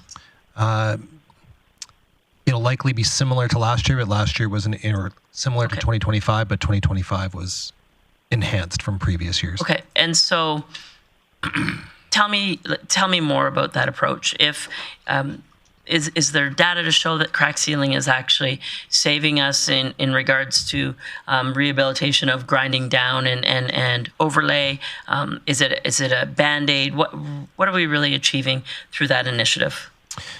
Yeah, thanks, Mayor Clayton. So crack sealing is extending the life of our roads by eliminating or at least reducing water infiltration in there, which then if water infiltration gets, say, between the first and the second lift of asphalt and then it freezes, it's going to push up that asphalt and you're going to get potholes, or if it gets further down, it'll start eroding the base of the road. So by removing the water or eliminating the opportunity to get the water, we will extend the life of the road. So if through regular assessment of potholes and people reporting them through 311, if there was a need for an increase over what's currently budgeted and planned for, would that just happen through management decisions? If council wants more of a priority on that based on community feedback, would you want that discussion, or can we leave it to your discretion? If there's more cracks to fill, it's just going to happen now that we have the proper equipment? Yeah, thanks, Mayor Clayton. So we would do it based on what the current conditions are on the road, and that if we needed more, we would come back. So last year, I believe we came and asked for an additional $100,000 for crack sealing. Right. And I think also, with regard to that result, it's what questions get asked, get answered, and that was a specific question that was asked. And I think if there were other ones out there, they could have got. Okay, great. Thanks for that.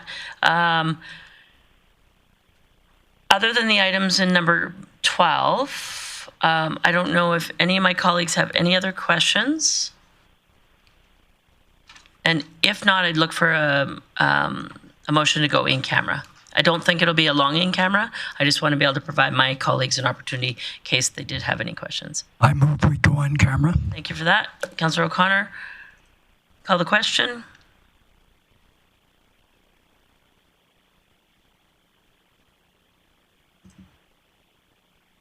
And that's carried unanimously. We'll just give us a few minutes.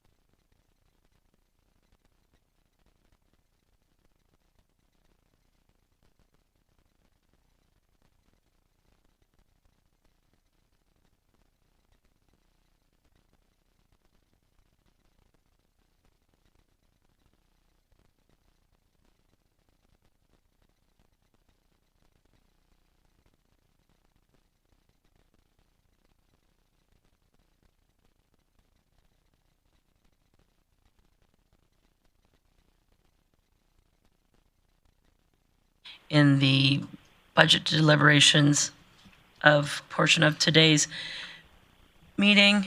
There are some motions in your e-scribe that is work that was discussed and presented at the beginning of the budget from the CFO. There are multiple things in there, including unrestricting funds from the Financial Stabilization Reserve for ACO street lighting, the other initiatives as presented by the CFO. So I'll do them one by one. I'll ask somebody to make the motion. Then if there are questions for administration based on that specific motion, we'll go through it that way. So the first one being in budget item number 12, number 1, recognizing Councillor Berg. Yeah, thank you, Mayor Clayton. I would like to move committee recommend council unrestrict the 1.14 million ATCO streetlight funds in the Financial Stabilization Reserve. Okay, so questions for administration on that? Councillor O'Connor? Okay. So I see no one else. I'll ask one if that's okay. Go for it. Yeah, so my question, again, circling back to snow removal and ice. So this would be the fund that if we needed that extra round of ice control, this would be a possible funding source for things like that? Thanks through the mayor. Yeah. Financial stabilization is used for any time in operating that we need some extra support or can't balance budget by the end of the year. So absolutely, snow would qualify for that. Beautiful. Thank you. Okay. Seeing no one else with questions, I will call the question. Please vote.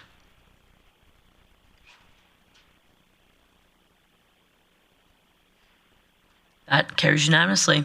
Moving on to the second one, Councillor O'Connor. Thank you, Mayor Clayton. I'd like to move, if I can read this.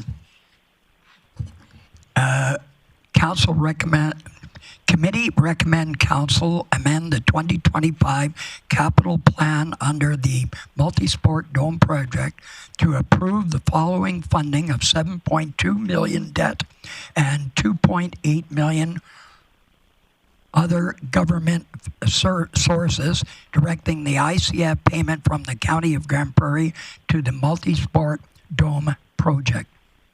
So that motion is in order. So in essence, that is reducing the amount of debt we initially had discussed and applying a alternative source of revenue to this initiative. Open for discussion or debate. Comments, question for administration? Seeing none, I'll call the question.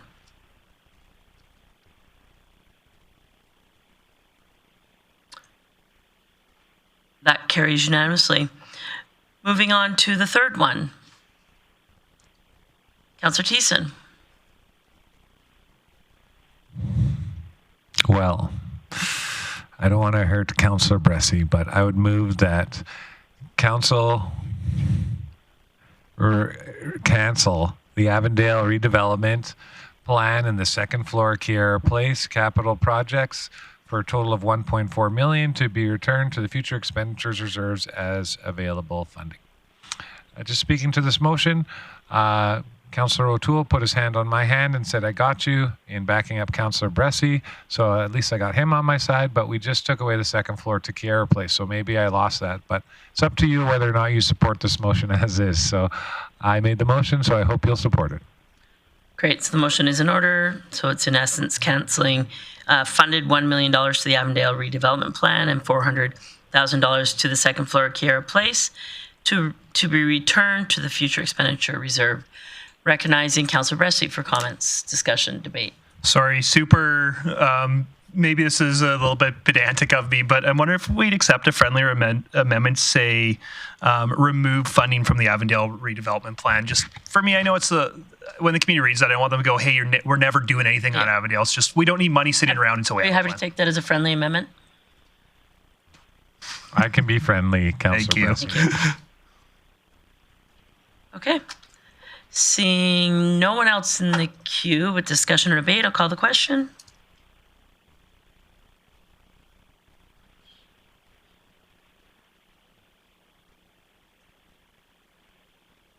That carries unanimously. Moving to the fourth one. Council amending the capital plan for the Integrated Emergency Communications Center. Councillor O'Toole. Thank you very much, Mayor Clayton. I move the committee recommend council amend the 2025 capital plan under the Integrated Emergency Communication Center to remove $1 million from the GPPS transition grant and $1.9 million from the future expenditures reserve and approve debt funding of $2.9 million. Come, I see them. No one else does? It's there. Yeah. I'm just, No, you don't know what I'm talking. Okay, that motion is in order. A discussion or debate on that motion? If you could put the motion on the e-scribe, can you put it on the screen? Yeah, see? That's where it goes. Yep. Yep, it's been that way every time.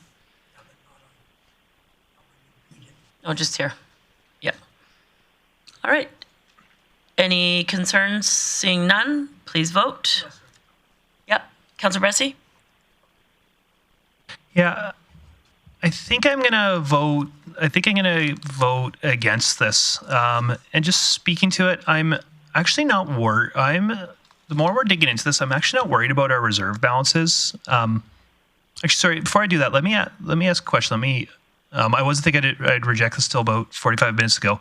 I get what happens if we leave the 1.9 million from future expenditures reserve if we don't change that. Remind me again what happens if we don't do the 1 million from the GPPS transition grant out of debt funding. Then that means that we'd essentially need to capital tax fund another source of that 1.9 million because we've already allocated that money elsewhere. Am I correct? I could walk through this. Sure. If you could. Thanks. Okay, so we've already baked this into the budget. Yep. So it's already been incorporated in debt payments, everything. We've already given GPPS $1 million for their operating budget. So if you take that and apply it to the PSCC, then you will have to increase tax in operations by $1 million to cover the GPPS. That would then need to amend the GPPS budget presented. So they've already included that $1 million in their transition revenue, grant revenue for 2026.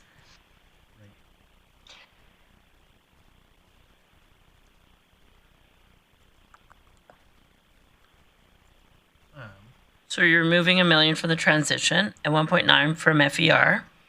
Now, and approve the debt funding of 2.9. So in 2025, the first stage of the project was approved with the 1 million of transition funding and the 1.9 of FER. Yep. This returns 1.9 to FER and gives $1 million to GPPS operating. Both of those items have been in the budget as presented. This motion is just in order to have the correct funding sources listed in the 2025 plan so that we can issue the appropriate borrowing bylaw. Right, okay. Councillor Plott. Thanks, Mayor Clayton. I guess I just want to confirm something here because I'm not 100% sure. When I look at our budget binder on page 130 where it's got our reserve balances, and I look at the motion we just made where we put 1.4 million back into future expenditures, would that 1.4 money in future expenditures be currently sitting in the previously committed funds and now it's going to be next year rolling into our actual reserve? Ms. Whiteway. Thank you for the question. So it's in the management strategy number of 2.5 million. So if you were to not do this motion, you wouldn't actually have 3.8. Reduce that by 1.9 is what your balance would be. But then to Councillor Plott's question, you're adding in the 1.4 from the previous motion. Yeah, the previous motion was because we got rid of or we're pausing the ATCO streetlights, you unrestricted 1.4, putting it into the FSR, not FER. Financial stabilization. Yeah. So if I'm understanding the last motion right, we returned 1.4 million to the FSR. So if I'm looking in this at the beginning of this, because we just had to approve this, was it assumed or was it already in our estimated balance, or was that 1.4 money currently sitting in our previous committed funds and now it's going to roll into our estimated balance? These motions you're doing now are already in here. We need them for this to happen. Okay. If you don't do the motion, so the ATCO one was included in management strategy, but we're also, management strategy appears as a decrease because we're taking more than giving back. So with all the other strategies from FSR, the net with the ATCO funds is still not an addition to the reserve. Yeah. And then the 2.5 million includes this 1.9. Okay. No, you'd mentioned that was baked in. I just wanted to make sure the reserve side was baked in as well on that. So a question on that, if there was an appetite to take some more out of reserves, potentially instead of debt, what for every $1 million that we take out of reserves, how does that, what's the debt payment restructure on that? Like what would that impact? Sway. So for each million in debt on a 20-year term, the debt cost is about $74,000, which is a 0.05% tax impact. 0.05. Okay. Councillor Bressie. Yeah, thank you. I'm getting stuck on this. So I'm looking at page 39 of the budget book where there was some fiscal sustainability issues, and my apologies, I didn't catch the numbers in line up before. I assume that the potential 2.355 option to take from tax funding instead of reserves was a portion of this motion. But what's that 2.355 option? Ms. Whiteway. Thank you. That one is built into operating to smooth the operating impacts of the Public Safety Communications Center. Excellent. Thank you. Sorry for taking us down a rabbit trail. I can definitely support the motion on the table, though, now that I know all that. Just for public interest, though, I'm curious, Ms. Whiteway, if council were not to approve this motion to remove the $1 million from transition grant and 1.9 from FER, what would happen? How would that impact some of our outcomes today? Okay, so if you did not approve this motion, I'll double check on a couple things. I'm not sure if we'd have enough project balance to borrow, but I'll have them check that. Also, you would need to increase tax or find another funding source for $1 million towards GPPS. And you've not used enough out of FER for it to impact. You won't go into negative or anything, but you'd have a reduction in the available balance there of 1.9. And council could choose to split that. They could take the $1 million from the transition grant and not take the 1.9 from FER. Right, I'll have to just recalculate all the debt and everything, and make sure that we're still within policy for borrowing. Okay, Councillor Bressie. Oh, sorry. Okay, so the motion's on the floor. I don't think, Ms. Whiteway, don't go do a bunch of work. I was more just curious. I don't see any of my colleagues in the queue, so I'm going to call the question.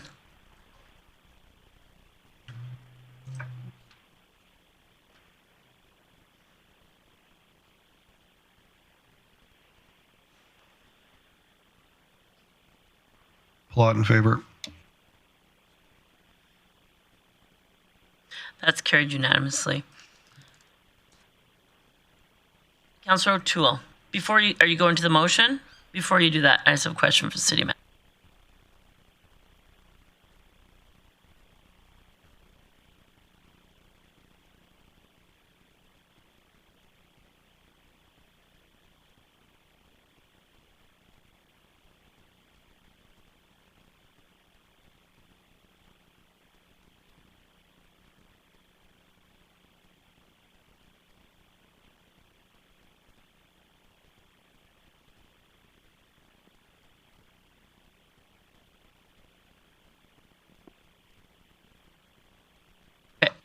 Ms. White, we have a question for you.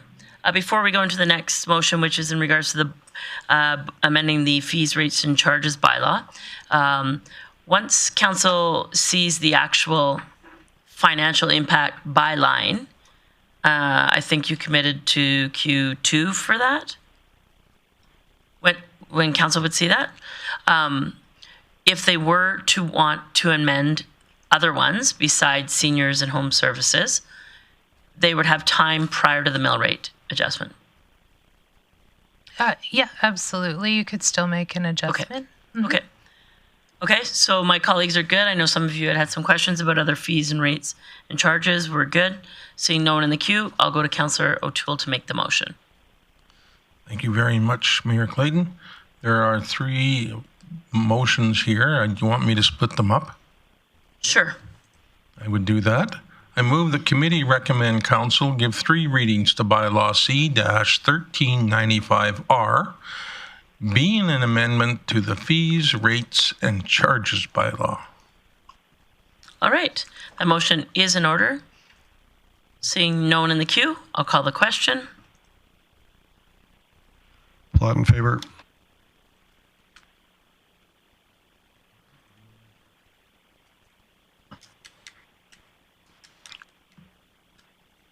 Councillor Bressie.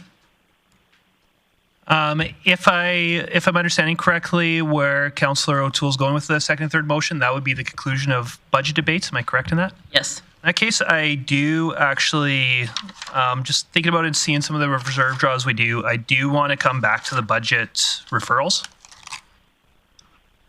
My apologies. This Mr. Burke, you have something to add? There was one more item that came up during presentations that would appreciate some direction on. It was regarding a museum capital project. It's the last one I have here on my list. And the 2 options were to proceed with the rescope project under the current footprint or to cancel the project. The original scope of the project was to expand the footprint. I just felt that this was certainly a different direction that warranted some council direction. So apologies, there's one more item I'd ask for some direction on. Is it in the book? It was part of presentation. Can somebody provide a bit more information? Page 62. Okay.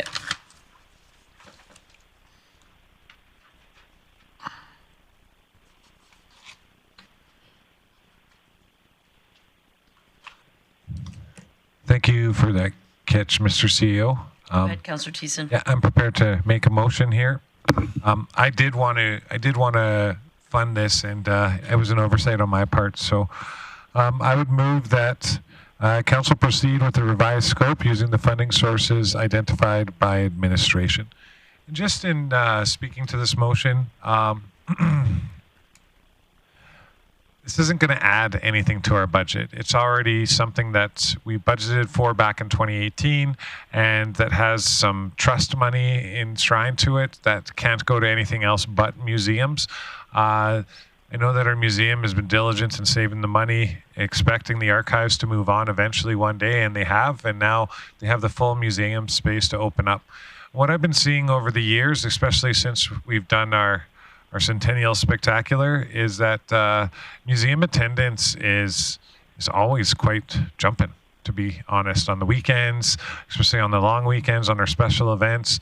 There's lots of people going through there. Now, this is a great opportunity for us to showcase our history throughout the museum and do it at no additional expense. Of course, we could always put it back in, but then we've got unused space in a facility that could, even see greater use over time. So I'd encourage council to support this, as it doesn't have any current budgetary impacts, and half of the money we can't spend on anything else besides museums. So thank you.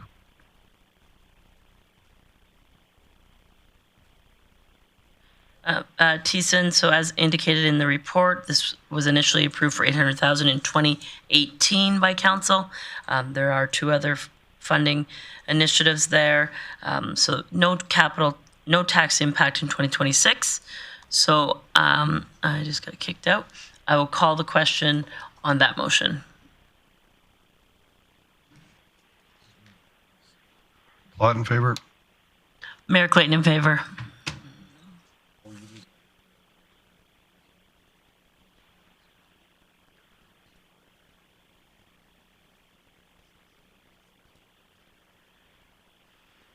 Not carries unanimously. Councillor Bressie, you had something. Great. Yeah, thank you. I'm going to come to page 39 of the budget book and I move that council adopt the fiscal sustainability potential referral for public safety communications center tax funding, and just speak to it. We really are in a position where we know that over the next couple of years, taxes need to go up. We've been facing despite inflation, our tax increase has been less than half the rate of inflation. At the same time, we've also been adding some services because they were really needed in the community.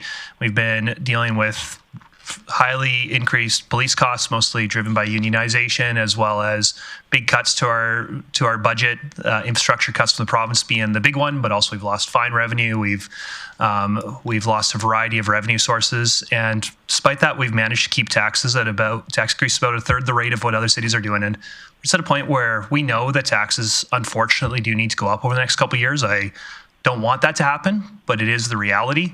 And I think there's a difference in philosophy about how we want to get there. And I think that right now what we're looking at is probably doing a pretty large step in taxes this year, and then probably doing another large step again in taxes in the following year, which I really get that philosophy. I get why people would want that because it kind of spreads out the pain. But for me personally, I think that it's less painful just take a bigger step now and then hopefully be able to get down to pretty close to inflation again after that. I think that for me, helping businesses and residents plan their life, it's easier to take a hit at once and then know that you won't have a big hit in future years.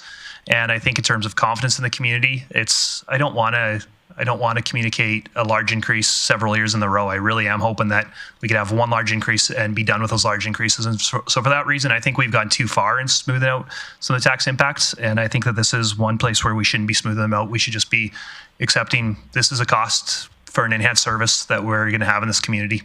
So I hope that council will support this motion. Right. Councillor Plott. Thanks, Mayor Clayton. If I'm reading this correct, and I just want to check with admin. So if this were to pass, we would see a bump of 4.43% on whatever it is proposed.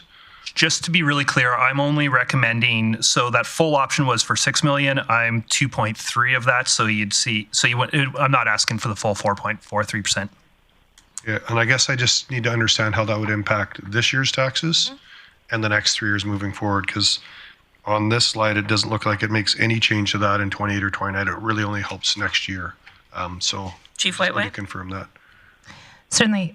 So the 2.355 million would add 1.75% taxation to 2026. That's a carry forward. So then your 925, I'm going to ballpark this one a little bit until I get a chance to verify.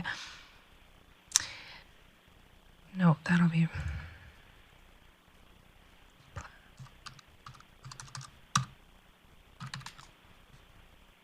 Sorry, I'll be 2 more seconds here.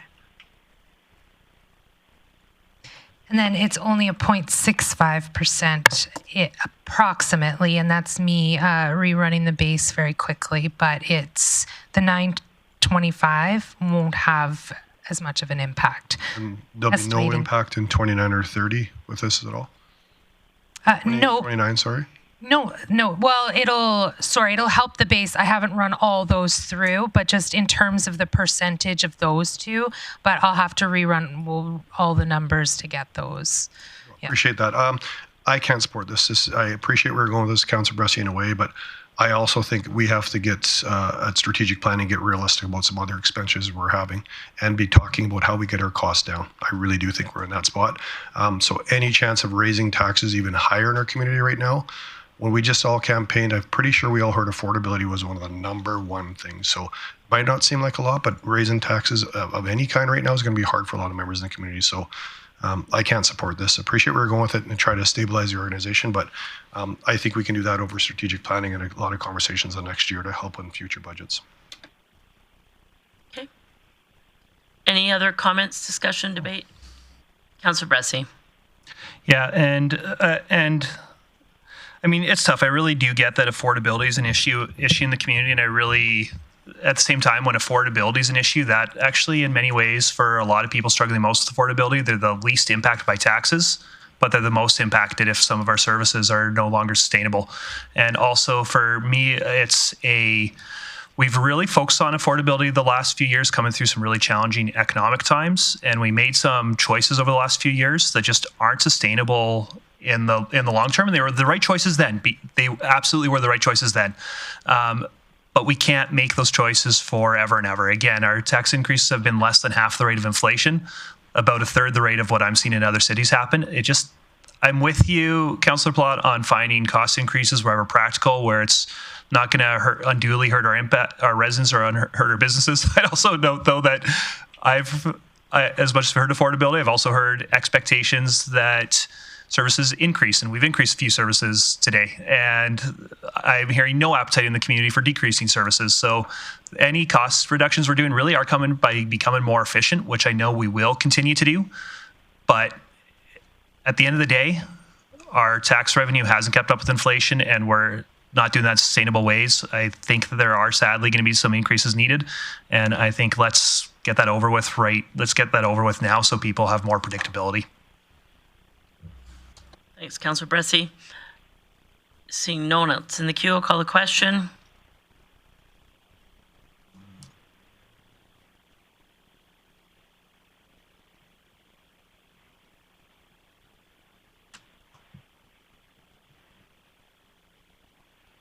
Mayor Clayton in favor, or sorry, Mayor Clayton opposed.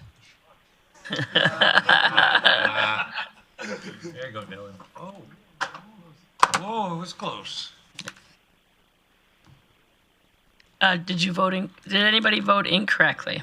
Okay. It should be noted. Yeah, so Councillor Plott. We're going to clear and we're going to re-vote. So a yes is to cancel Dylan Singh, right? Yes, a yes would have this amount go to tax funding as opposed to reserves. A no keeps it as administration recommended. Do you want to increase taxes or use reserves? A yes, increase taxes. A no uses reserves.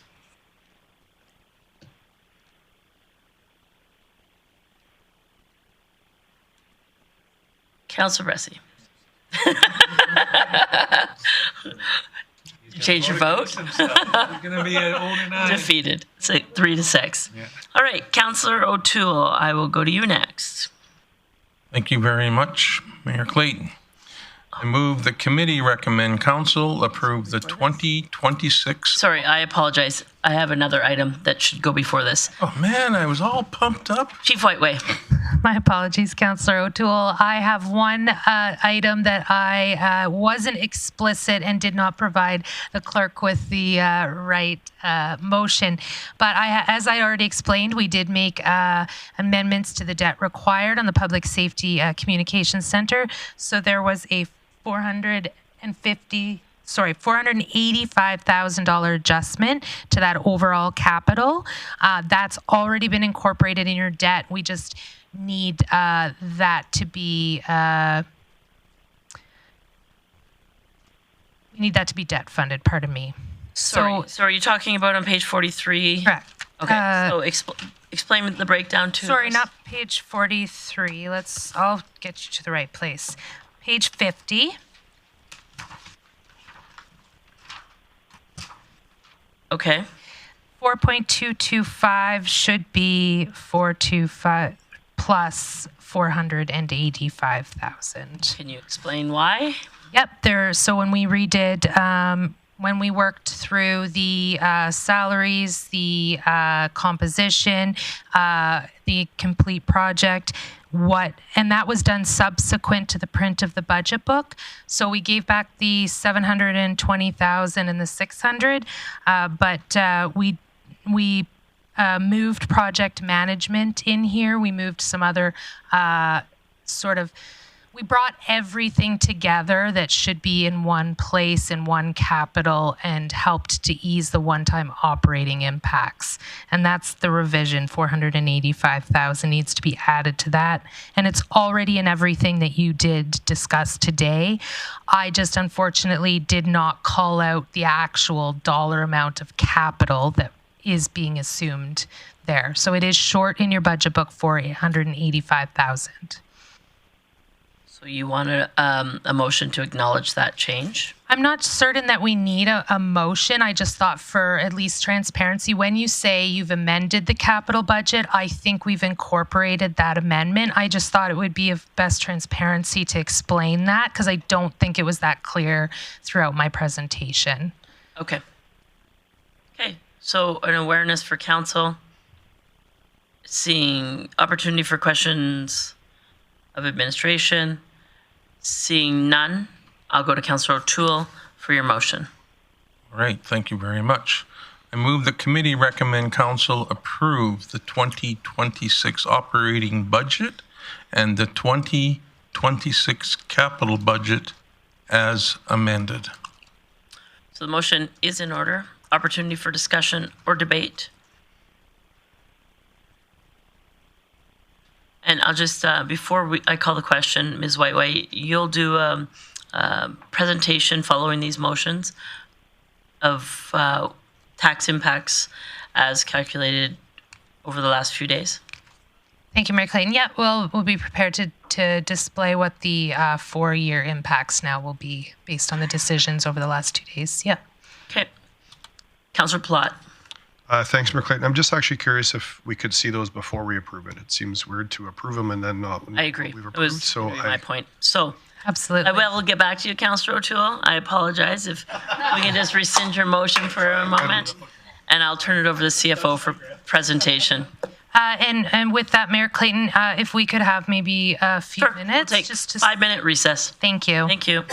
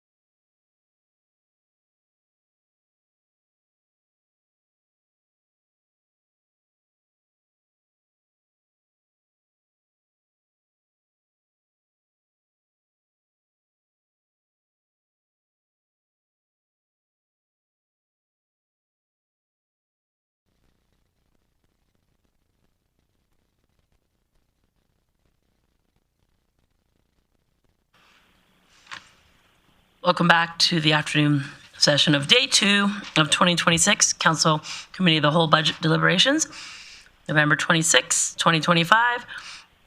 We are now going to turn to our CFO for a presentation of the outcomes of the 2026 budget deliberations. Thank you, Mayor Clayton. If I could share my screen and I'll walk through. Okay. Just make it a little bigger. Okay, so based on the decisions over the last 2 days, I'll highlight the 2026 column here.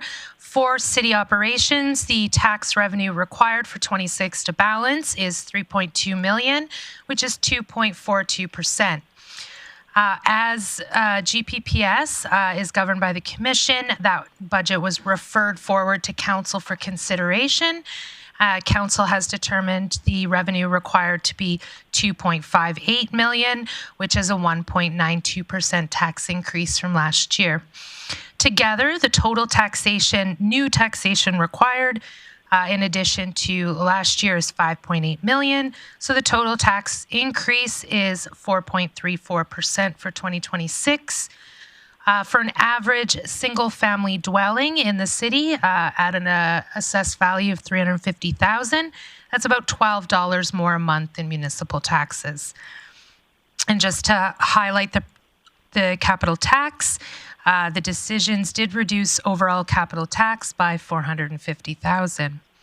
Looking forward, you will see that 2027 is 8.69%, 2028 is 5.07%, and 2029, 3%. And of course, Council does deliberate annually on those, but that is the projections going forward based on the decisions.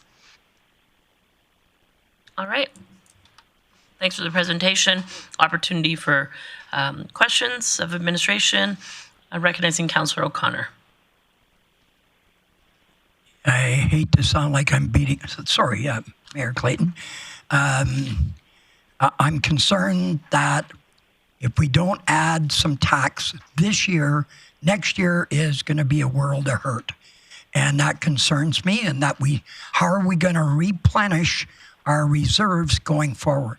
So I'm just wondering, am I looking at this wrong?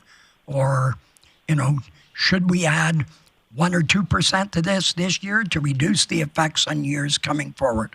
And that's just me. This concerns me. So is there a question? Would you like the CFO to expand on yes, please. Where the reserves may be replenished over the next Thank you. 12 months? Ms. Whiteway. Sure, certainly. So, Councillor O'Connor, if you did add taxation to 2026, you would reduce the future year. But admittedly, the 2027 budget that you see before you here, we have incorporated some of our known contractual obligations, what we know to come for, or trend. We've done cost escalations in there. So we've already captured what we anticipate. So I'm not going to recommend or not if you go with more tax, but what I am saying is we have done some fair estimates on future budgets. So unless something significant changes, which we would alert council, we should be similar to that budget that we've got in front of us today for 27 and beyond. At the end of the day, from what was originally put in the budget book to the decisions made, you didn't further decrease your overall reserves by too much. I don't have the final total yet, but we can have that ready for final budget. Okay. Did you have anything further, Councillor O'Connor? No, you're good. All right. So there is the work that has been accomplished over not only today, but significant amount of work that was done by our CFO, her team, our CAO, and his entire team. The organization works very hard to put together the information that is presented to us on an annual basis. Thank you for the work that is done and continued to be done. Thank you to our senior leadership team for providing the questions as we have questions all over the place for a couple days, and really appreciate the quick responses, the support that each department gives to their senior leaders, and the work that council does making these difficult decisions. There's 2 motions left for today. I'll refer to Councillor O'Toole for the first one. Thank you very much. I feel that I was on the backstage and then on the front stage, but we're here now. I move that committee recommend council approve the 2026 operating budget and the 2026 capital budget as amended. Thank you for that. That motion is in order. Opportunity for discussion or debate.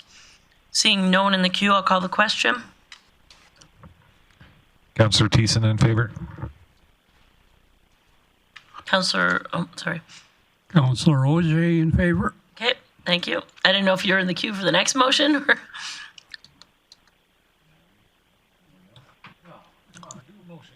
that is carried unanimous. One more item of business today to my colleagues. I move that Okay, go ahead, Councillor O'Toole. I move committee recommend council approve in principle the 2027 through 2029 operating budget and the 2027 through 30 capital budget as amended. Thanks for that motion. That motion is in order. Recognizing Councillor Palat. Thanks, Mayor Clayton. I just want to emphasize the word in principle to our community if they are watching. I don't think many of us are going to be sitting here hoping for an 8.69% tax increase. So this is in principle. So I appreciate the motion, but we got work to do. Thanks for your comments, Councillor Palat. Seeing no one else in the queue, I'll call the question.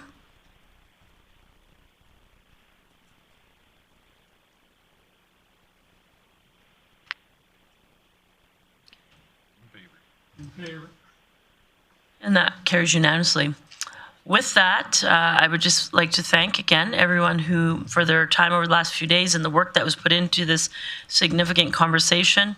And to our community, I hope the work that has been done over the last couple of days shows you this council's commitment to continuing to make this community affordable, to continuing to work hard to represent what you want from your community, and also being open to conversations and nimble and responsive to the needs. So thank you to everyone. Increasing taxes is never something that any elected official takes lightly, but I think we've done continued work over the past 10 years, and we continue to be on that streak of keeping things affordable and as close and lower than rate of inflation wherever possible. So thank you to my colleagues, and enjoy the rest of your day.